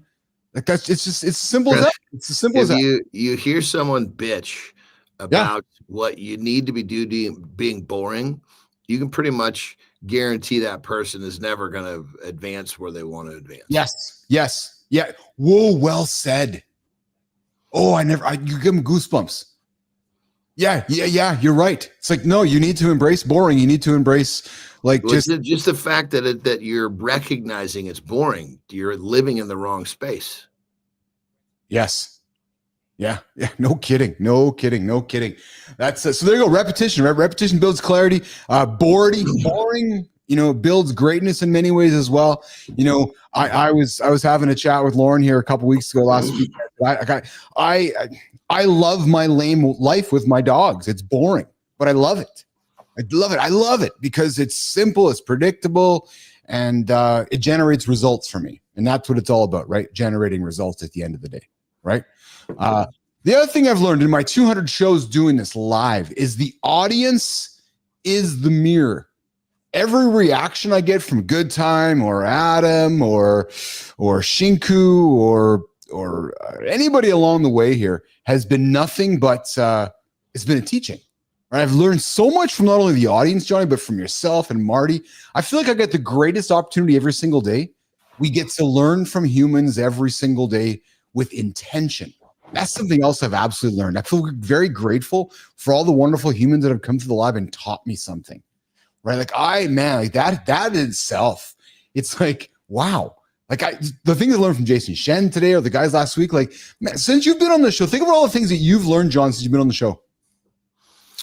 One of the things that I think that's, and you've actually said as well, is that, excuse me, when we're here every day and we're talking about what we do and how we live, it's to a certain extent, it actually becomes easier to do it. Yes. Whole fucking rights it does.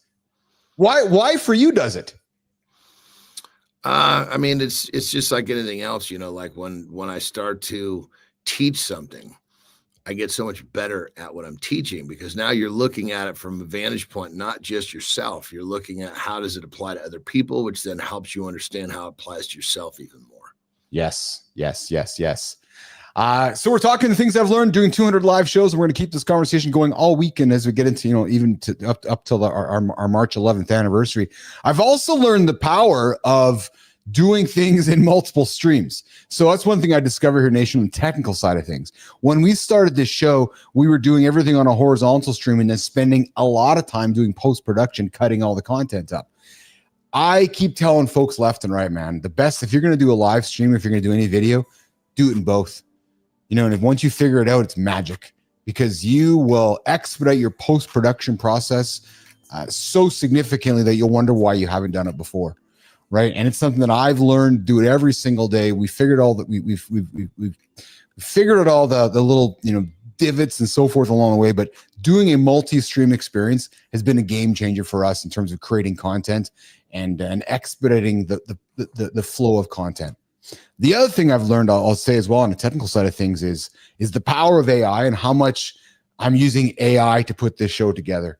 I would tell everybody that this show could not have been created 2 or 3 years ago, not just with the little people behind the scenes pulling this together, right? The amount of AI that I have weaving into this whole experience, I think would blow people away operationally. There's AI doing this over there, AI doing this over there, AI doing this over there, all brings together so that humans, Johnny, can bring this to life. Because I'll tell you something I've been paying attention to.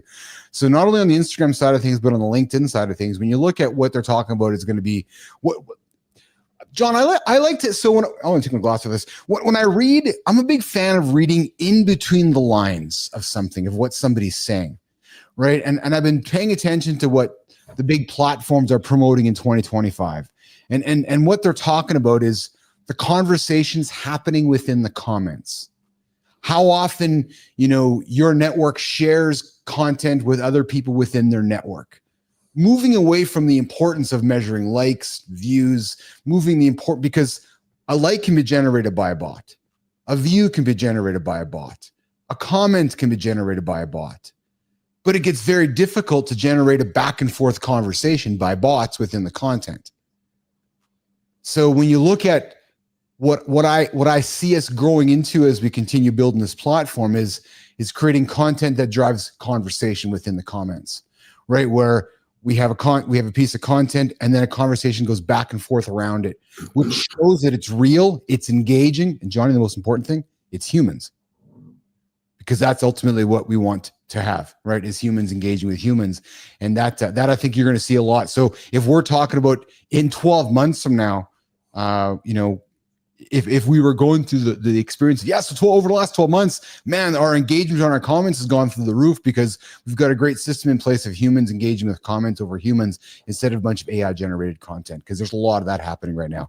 And good time, you're right. My son used that AI for everything. It's the future. Bang on, man. It absolutely is. 100%. Mm-hmm. 100% it is. So I'm going to continue sharing the 200 things. I'm going to continue sharing the things that I've learned over the previous 200 straight live morning shows. I'm learning something every single day here on the show. And we're going to get into how we're going to start monetizing this baby here over the next couple of weeks as well. So Carmen, you're right. AI is fascinating. It's amazing how it helps with tasks and creativity. So, all right, Johnny, I know you got to rock and roll here in a couple minutes. So I want to take some time to wrap up with you here today. Johnny, what do you got on the agenda today? I know it's a heavy day for you. Talk through Nation. How are you gonna work through the grieving process today, brother? I'm just gonna forge through. I'm definitely gonna I haven't been sleeping very good the last couple of nights. That's probably been what's my biggest hindrance, is that my mind is not clear. So I'm gonna get forged through. I normally take a nap every day in the late morning. but I'm going to make sure that this one is, I've got the time that if I actually can sleep a little bit more than normal, I give myself the opportunity to do it, because I think, pushing forward and doing what I got to do, to make sure that I'm good so I can be there for those that need me. Right now, I think that the leak in my bucket is my sleep. So I'm going to try to see if I can catch up a little bit of that in a nap this afternoon. Other than that, this is one of those days where it's just one step at a time, one foot in front of the next. This is one of those days where not going to be my best day. It's just another day I show up. Yeah. How are the girls, Johnny? Shocked everybody, it's, especially when it's, they're, it's just, you just never see it coming. It's like this stuff happens. It's like, whoa, it's definitely helps you. The first silver lining that I found is it stripped away probably 5 or 6 little issues that I perceived to be problems, that I realized these fucking things do not matter. Fucking do not worry. Don't stop wasting your thoughts on this dumb shit. And it's just, sometimes it can be kind of cleansing in a weird way. Was there an example of something, Johnny?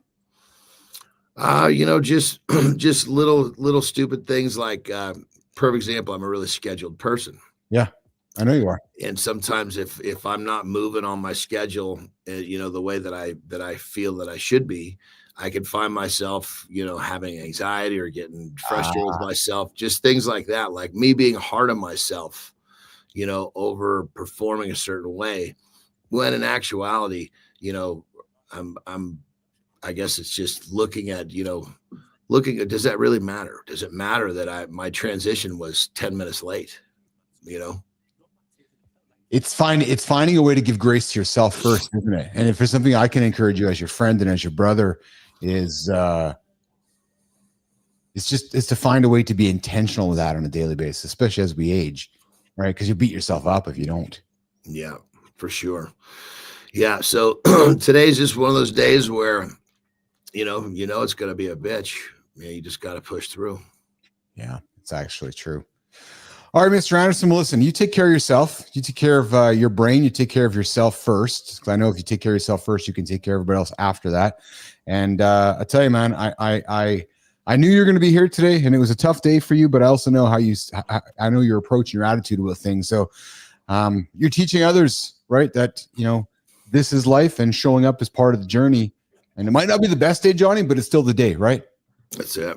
Yeah, and I feel like with today, knowing that, recognizing that sleep has been the big, leak in my bucket, I feel like, okay, I can make some progress in this. So between a good nap today and a good night's sleep tonight, I feel like I should be, back into more of the space of being myself again, which is really what I'm looking to get to. That way I'm operating all cylinders for those that need me.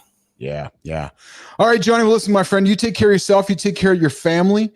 And I'm not going to tell you to enjoy yourself today. I'm going to tell you to take care of yourself today, get some rest, and please lean on me if you need to talk, if you want to just shoot shit, if you want to just shoot a comment out. But I'm here. I love you. You got lots of love from me. You got lots of love from the family here. Carmen, Good Time, Adam. We got a bunch of people that are just that are rooting for you, my friend, rooting for you emotionally and are there for you. Okay, so you be well, and we'll talk along the way. Okay, you got it. Have a great loop, brother. All right, okay, Johnny. All right, Johnny's gonna get out of here, guys. We're gonna keep the show rolling here. Yeah, there's my little bottom of the hour transition song, Jimmy. This is the official transition song to the community corner. Woo, woo, woo. Yeah, I don't know where that came from. Just the old, shake the hips. Good time. I'm with you, man. I wish we could give Johnny a hug too. Sometimes just what we need to do is give a hug, right? Okay, so I thought we had somebody showing up right now. There she is. I see her in the green room. I do. But I don't see her in the green room on the vertical feed. So, Alana, we're going to get you working on the vertical feed as well, so we can see you on both sides of the room. So I see you there on the horizontal one over there, Alana Tart. There you go. I see you there as well. Yes, you're getting it figured out. Oh, there she is. Alana Tart joining me here in the lab this morning. What's going on, Alana? Hello, happy Christmas. Look, I got my tree behind me. Oh, my goodness. Walter, we're going to bring that gamma up here in a second, so just hang tight. No, hang tight. There you go. Yeah. So, Alana, where are you joining us from today? Well, I'm in Switzerland, Keith, but I am, of course, Canadian. I know you are Manitoban, aren't you? No, I'm not. I spent 10 years in Saskatchewan, but I love Manitoba. Oh, okay. There you go. Oh my God. Did you say Saskatchewan? Saskatoon. Okay, well, I'll have to get to that in a second. So, guys, I think the show is going to cancel. I did not know Alana was from Saskatchewan, and Alana doesn't know that my ancestors, my extended family, is all unfortunately from Saskatchewan. And I'm a proud Manitoban. I'm a proud Blue Bomber fan, and we kind of have a rivalry with our friends in Saskatchewan. And I'm really struggling and I'm really troubled when I have to address and deal with my family and friends from Saskatchewan. So I guess I got to take a deep breath. I'm afraid I'm a rough rider. Stand all the way, Keith. Oh my goodness! Do you know? So when I was little, they used to have these. I don't know if they still do, but we used to go to Regina, and you could get these tickets, and you could sit on one of the end zones, right? I'm probably using hockey language, but you could sit like behind, not along the sides, and they were like $15 a ticket. It was insane. And I just have the best memories from that because you literally sit on a blanket in the grass.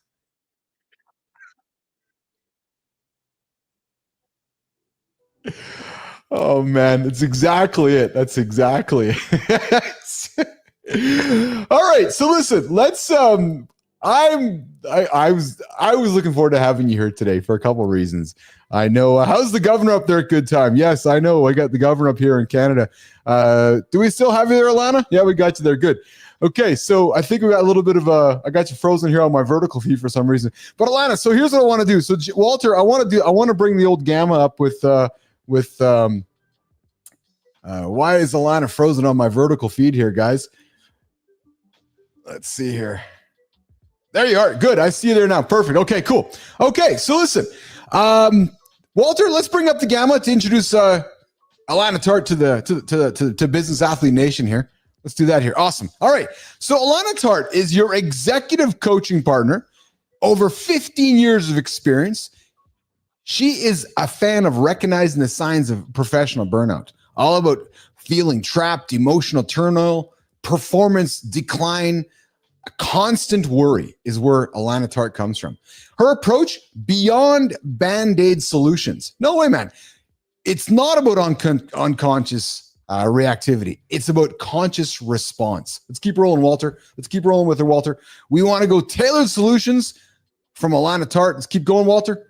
Alana, we're new to this whole experience here. The journey to professional transformation with Alana Tart. Facing the challenge, elevating performance, cultivating resilience.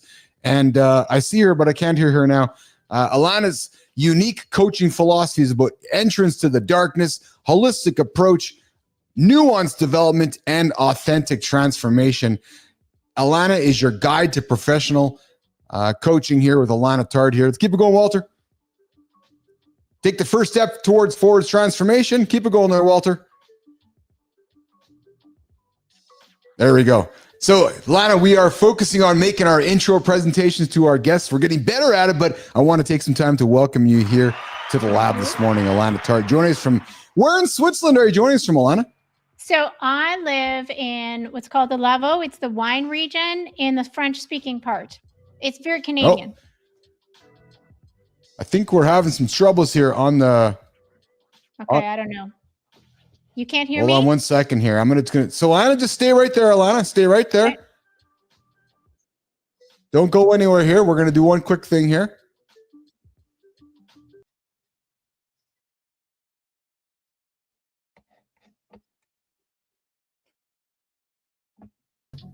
Let's try that out. There you go. Good. Okay. We got you back there. Good. Awesome. Okay. You can hear me now?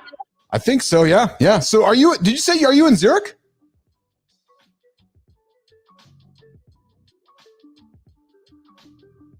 I am not in Zurich, Keith. I am in the French-speaking part of Switzerland. It's very Canadian.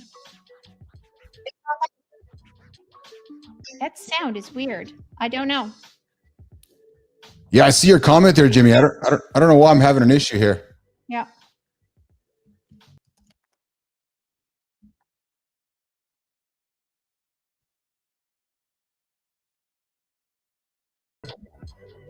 Sorry, Alana. I keep having some challenges with my browser with you, but we're good here. Go. We'll keep rocking and rolling here. So, Alana, are you in Zurich? Did you say you're in Zurich? No, Where? I am near Lausanne. Oh, Lausanne. Okay. I spent a So little bit. Yeah, keep going. French speaking area Yeah. in the vineyards. Oh, nice. Yes. Nice.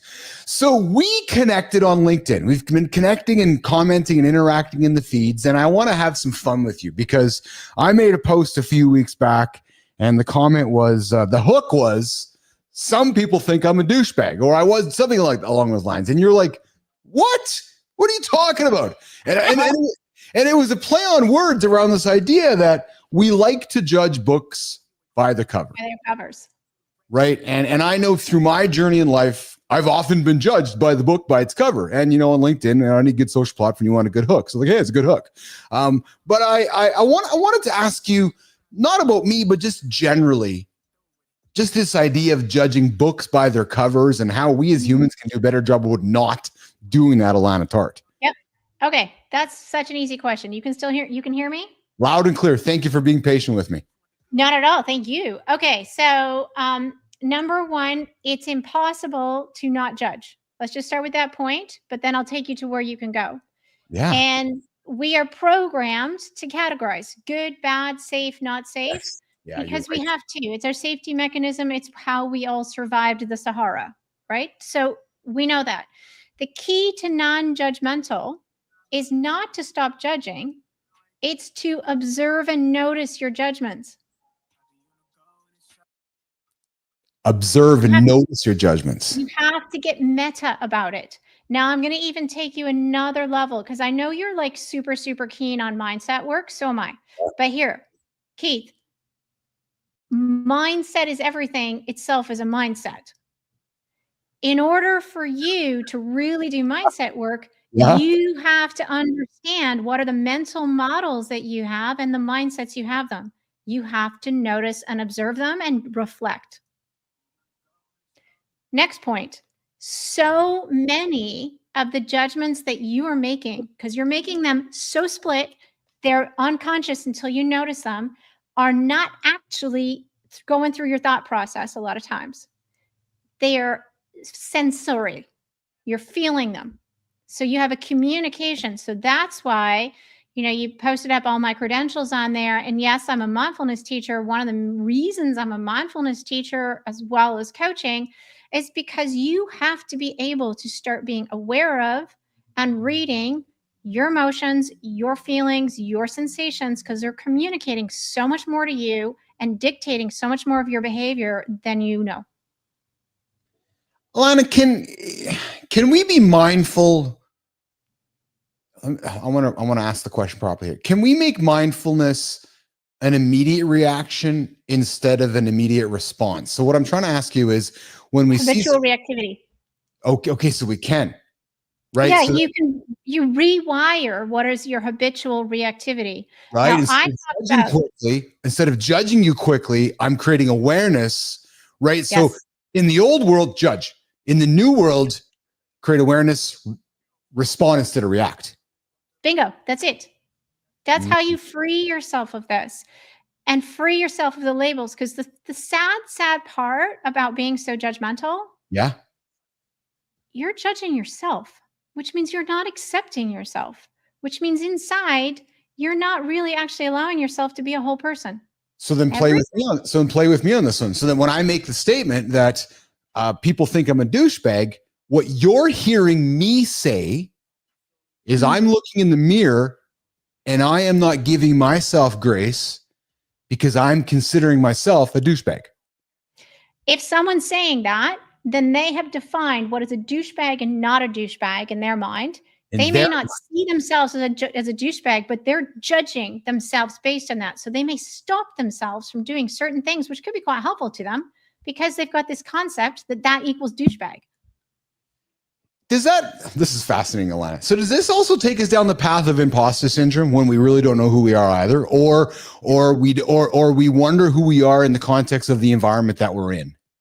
This like ties to everything, which is why I'm so big on, and like almost everything starts with awareness, right? Yes. And Yes. awareness. I don't mean the BS awareness of, apologies for calling it BS, but you know, a lot of times when people are doing self-awareness projects, they're like, get a whole bunch of great 360s from the rest of your senior management team. That's super helpful, but all you're doing is getting their perceptions.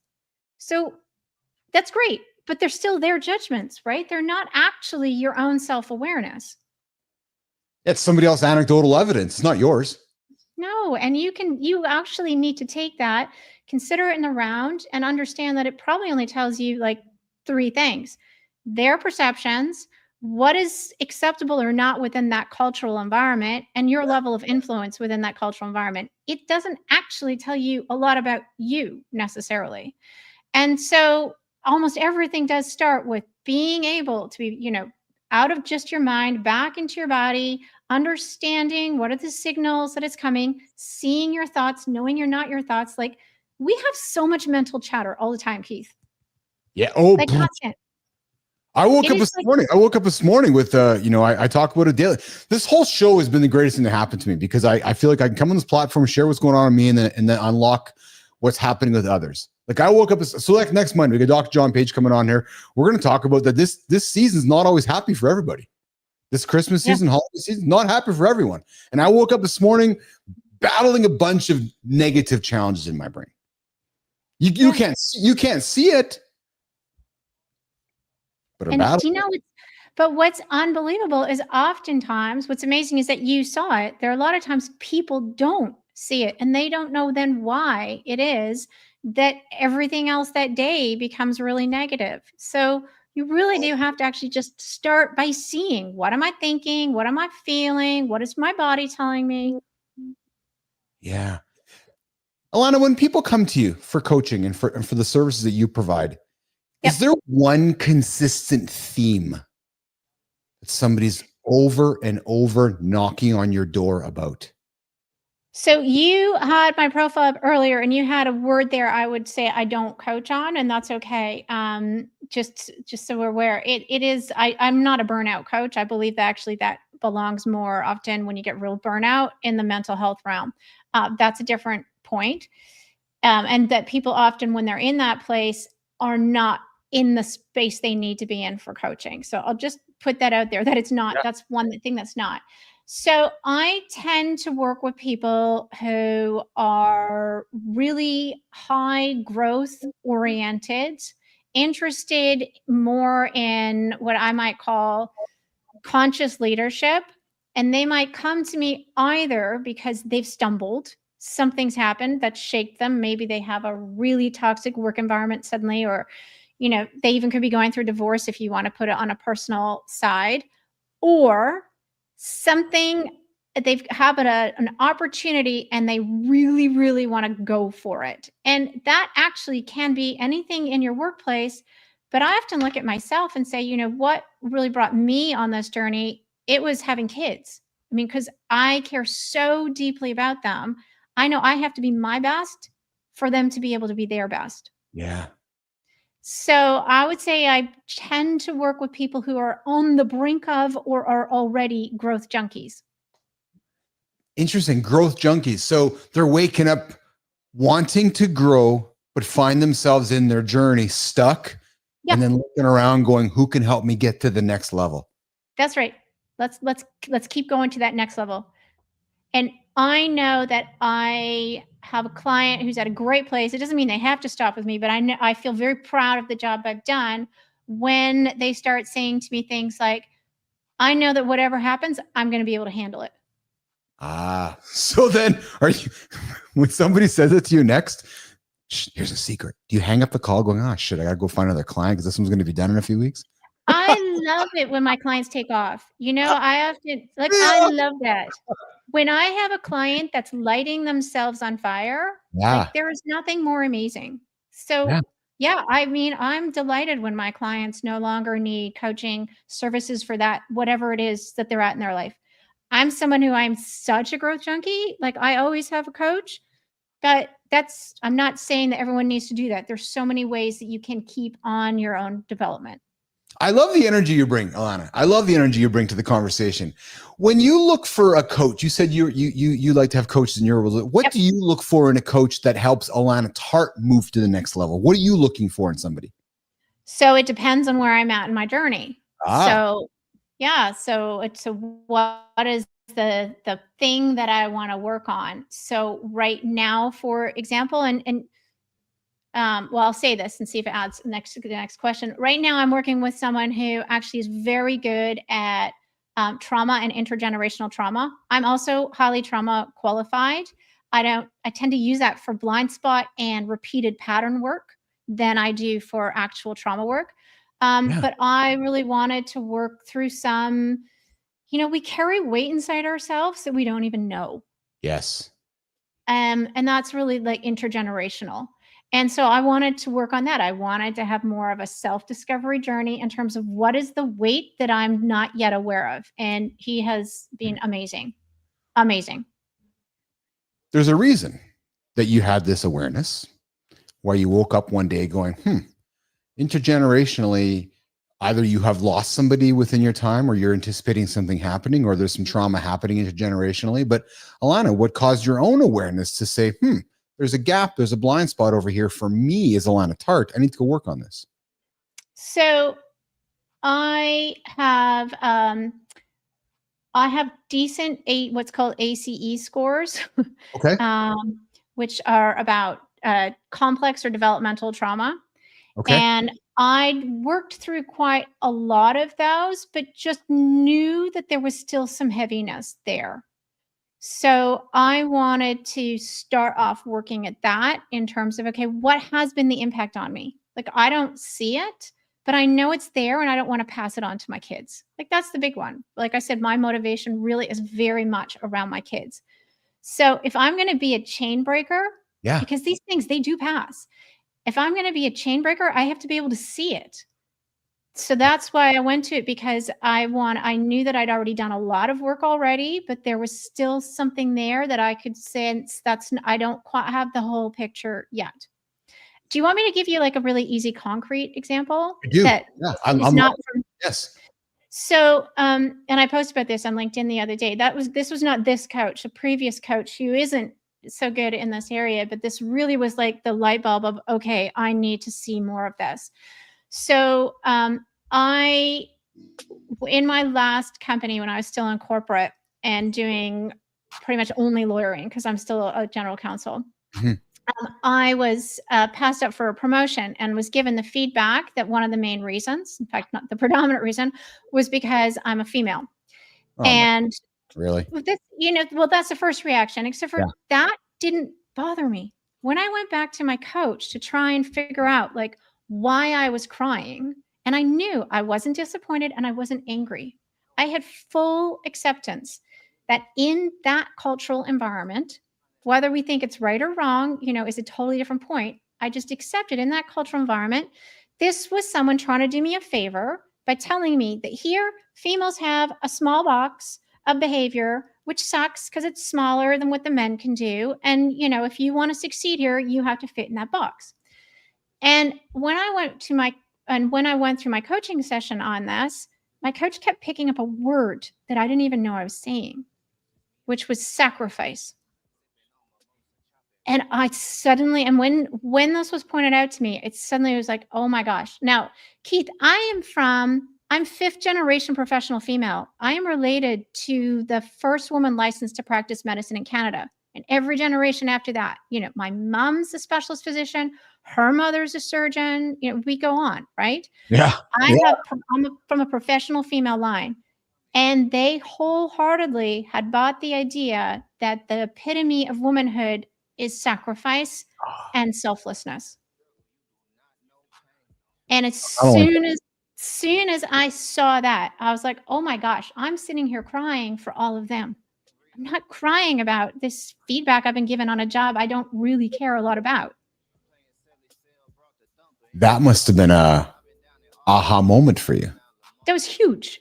And I looked at my kids and I'm like, what do they need? And I thought, they don't need me to continue this idea of being a martyr. They need a role model. Oof. Boys or girls for children? I have both. I ask because you strike me as a very emotionally intelligent human being, Thank you. which in my experience, people still struggle with today, especially of my demographic. I'm 52. You're probably about 20 years younger than I am. So I'm thinking that people within, our gap here of 32 to 52 still struggle with some of that emotional IQ. Yeah, they do. Talk about that. Well, we live and we pride. It takes courage, doesn't it, to have emotional intelligence, doesn't it? It's hardest work. Oh my gosh, it's the hardest work. And that's where you move from the reactivity to responsiveness, really, that. So many of us are actually quite disembodied. We're living very much inside our heads, particularly in my client group, which is, the more professional realm. Yes. Lawyers are very analytical. Hey, we're great at our critical thinking. Yes. But, that is just so disembodying. And so as a result of being so disconnected, we are reacting. It goes to what I was saying before. We're allowing our emotions to use us. We're not using them. And so until we get back in touch with that and really understand what we're feeling and how we can be agile, not control. I get really irked by when people talk about controlling their emotions, because number one, that's impossible. But number two, no, because you can't. And you can't use them then. You've got to be agile with them. You have to be able to understand, it just starts with the labeling. But beyond that, you have to be able to stop suppressing them, stop intellectualizing them, actually move into feeling them, which is scary for people. I mean, Keith, so many of the things that people are refusing to do, if it gets right down to it, it's because they are afraid that how they're going to feel is going to destroy them. I have a friend right now who's going through potentially a divorce. And was listening to this man over the last couple of weeks talk with me, and it's just this. I really want to choose my words and be tactful, Alana. It's just this constant veneer. Oh, everything's great. It's all good. Oh yeah, good. Yeah. Go up the mountain. I've overcome everything in my life. I'm going to do it again. You know what I said to him? I said, "Fuck, man, you got to start feeling." That's it. You're not feeling, because I was in his shoes. I've been through divorce. I've been that 20-year marriage and having to figure, okay, all the feelings going through, but you got to go look in the mirror and feel yourself first. So before you can go feel for your children, because I got kids too. So this fellow, I'm like, dude, you got to go find a way to feel. So I text him, "Would you feel today?" He's like, "What do you mean?" Because you know why, Alana? Most of us are scared to feel. That's right. It took me going through divorce to figure out what empathy was. It took me going through divorce to establish a level of emotional intelligence that I'm very proud of today that I have. Right. And when I come across people that struggle with that, I'm like, oh man, I want to teach you how to have that emotion. Because once you can develop emotional intelligence, I think it's a superpower. It's like empathy. And I teach my children. I love just sitting down and talking about this emotional intelligence that I wasn't raised or taught to how to have. You got to learn how to have it. Yeah. And that's when you can get to, I can handle anything that comes my way. Yes. I love, so you know what I love? Oh man, I got goosebumps. Because I try to take something from everybody that I meet with. Everything. I just try to hang on something. Thank you for agile. Because when I create awareness, you give me permission to be agile with my emotions instead of controlling of them.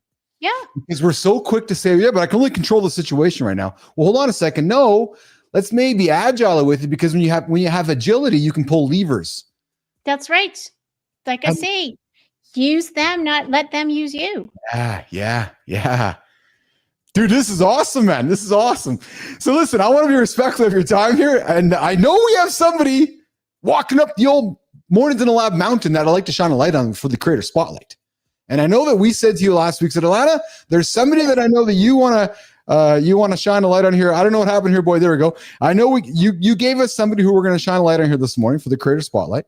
And it's a segment on our show, which has taken a life of its own on, where we create this segment and we shine a light on somebody, celebrate them. Often we surprise them. Like, oh my God, I got celebrated. It's turned into a really fun, rewarding experience. So I'm really pleased that you're along for the ride this morning to celebrate somebody that we're going to shine a light on here today. So here's how it's going to work. We're going to tease it. And then Actually, Walter, this is funny, Alana. So this is kind of new to us because we're trying some new things here as we build the airplane as we fly. So here's what we're going to do, Walter. I'm going to tease it with Alana, and then we're going to reveal the gamma with Alana so we can surprise the participants. So hang tight while I set this up with our creator spotlight here today. So Walter, do not pull anything up yet until I give you the cue here, because I want to have some fun because this person has no idea that we're going to do this here today on the show here live on Mornings in the Lab. So I didn't tell her either. Oh, good. Oh, good. So today we're going to celebrate someone who I've gotten to know a little bit myself, Alana Tart. And I know she's a coach. And I think she's a pretty damn good coach too, actually. And what's that? She is good. Yeah, yeah. And I know she's about mindset and performance coaching for remote leaders and entrepreneurs. She's got over 17 plus years coaching and leading in business and sport. Alana, she's supported over 3,720 plus clients. And she's also a fellow Canadian out of Mississauga, Ontario, Canada. She's all about leading yourself first. I love that. And then influencing others. I also know that from time to time, she's been doing the story time stuff. I've really enjoyed the story times with. And she's also the founder of something, we'll say. She's also the founder of Playdates for Professionals. Yeah, I said Playdates for Professionals, Alana Tart. So this morning, we are going to take a moment to celebrate. Walter, you ready for this one, Walter? Today, we are ready to celebrate Mornings in the Lab with Keith and Friends and Alana Tart. Margaret Jennings. Haha, Margaret, surprise, surprise. I know we've had you here in the lab on some of the early days. We've talked to you in the past when we knocked on Alana's door. She's like, we got somebody for you. So Margaret Jennings is about empowering growth through connection, the power of tribe in personal growth. Alana Tart, why did you say, Keith, we got to celebrate Margaret Jennings today? Walter, as Alana's delivering her reason why, let's keep the presentation going. Alana, why are we celebrating Margaret Jennings today? So MJ and I actually are very, very similar in our beliefs, foundation, and what we give people, but we do it in very different ways. Okay. And I love that. I love highlighting that there are more options than me, because everybody needs to. The best thing you can have in a coach is someone who is the right fit and really clicks with you. I am someone who, if you want to go deep, I am your deep person. Like we go there together. MJ, Playdates for Professionals, she brings levity. She makes it so that personal growth and development just doesn't have to be so hard. Yeah. And I love that. I love what she's able to do. And she is just one of the most creative people. I mean, this is someone you want to create your life. This is your partner to help you do that. Awesome. And you know what strikes me about Margaret Jennings in my interaction with her as well, Alana, is because I love this word. This is a word that holds a lot of value for me. Margaret strikes me as somebody who's incredibly kind. She's phenomenally kind. And that to me is like one of the most important attributes. So as I've gotten to know Margaret a little bit over the feed, over the platform, and in a community we were in earlier, her kindness really is shown through for me. Like, oh, she is so kind. Yeah. I am very grateful to have her as a friend. Margaret Jennings, we are celebrating you here today, Mornings in Live with Keith and Friends in the Creator Spotlight. So you know how it works, Margaret. We want to have you on the show so you can celebrate somebody in your orbit, which we can put on stage to keep paying things forward and keep celebrating great humans on the platform. Alana, you know what I love what you did too, is you celebrated somebody who in many ways you compete with. But you don't compete with because you're like, no, the world's big enough for all of us. And if I'm not the right fit for you, Keith Billis, I know somebody who's the right fit for you, who's Margaret Jennings. That is what good collaboration is all about. We all just want people to live their best lives. Yeah, that's awesome. Oh, I thoroughly enjoyed having you. And I'll tell you right now, we've done this for 27, almost 30 minutes. I know we could have kept going for another 30 or 45. Will you come back and keep digging into some of this chat with me in the future? I would love to come back. This has been so much fun. Awesome. What time is it over there? Is it I think it's about 3 o'clock, right? Oh, 4 o'clock.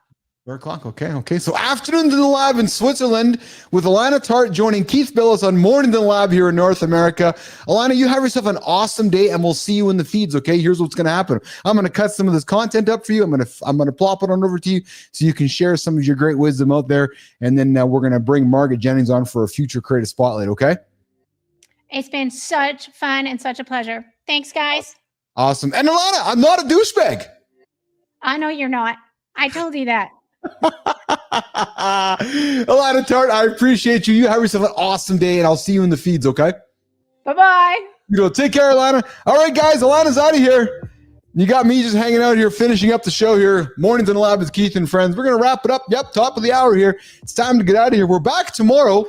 Adam House is joining us here tomorrow. Let me see here who's on the agenda for tomorrow's show. And I'm going to go to Adam House, and we're going to continue the chat on what I learned over the last 200 days. Oh, we got R. Scott Edwards joining us here today as well. We got the comedian.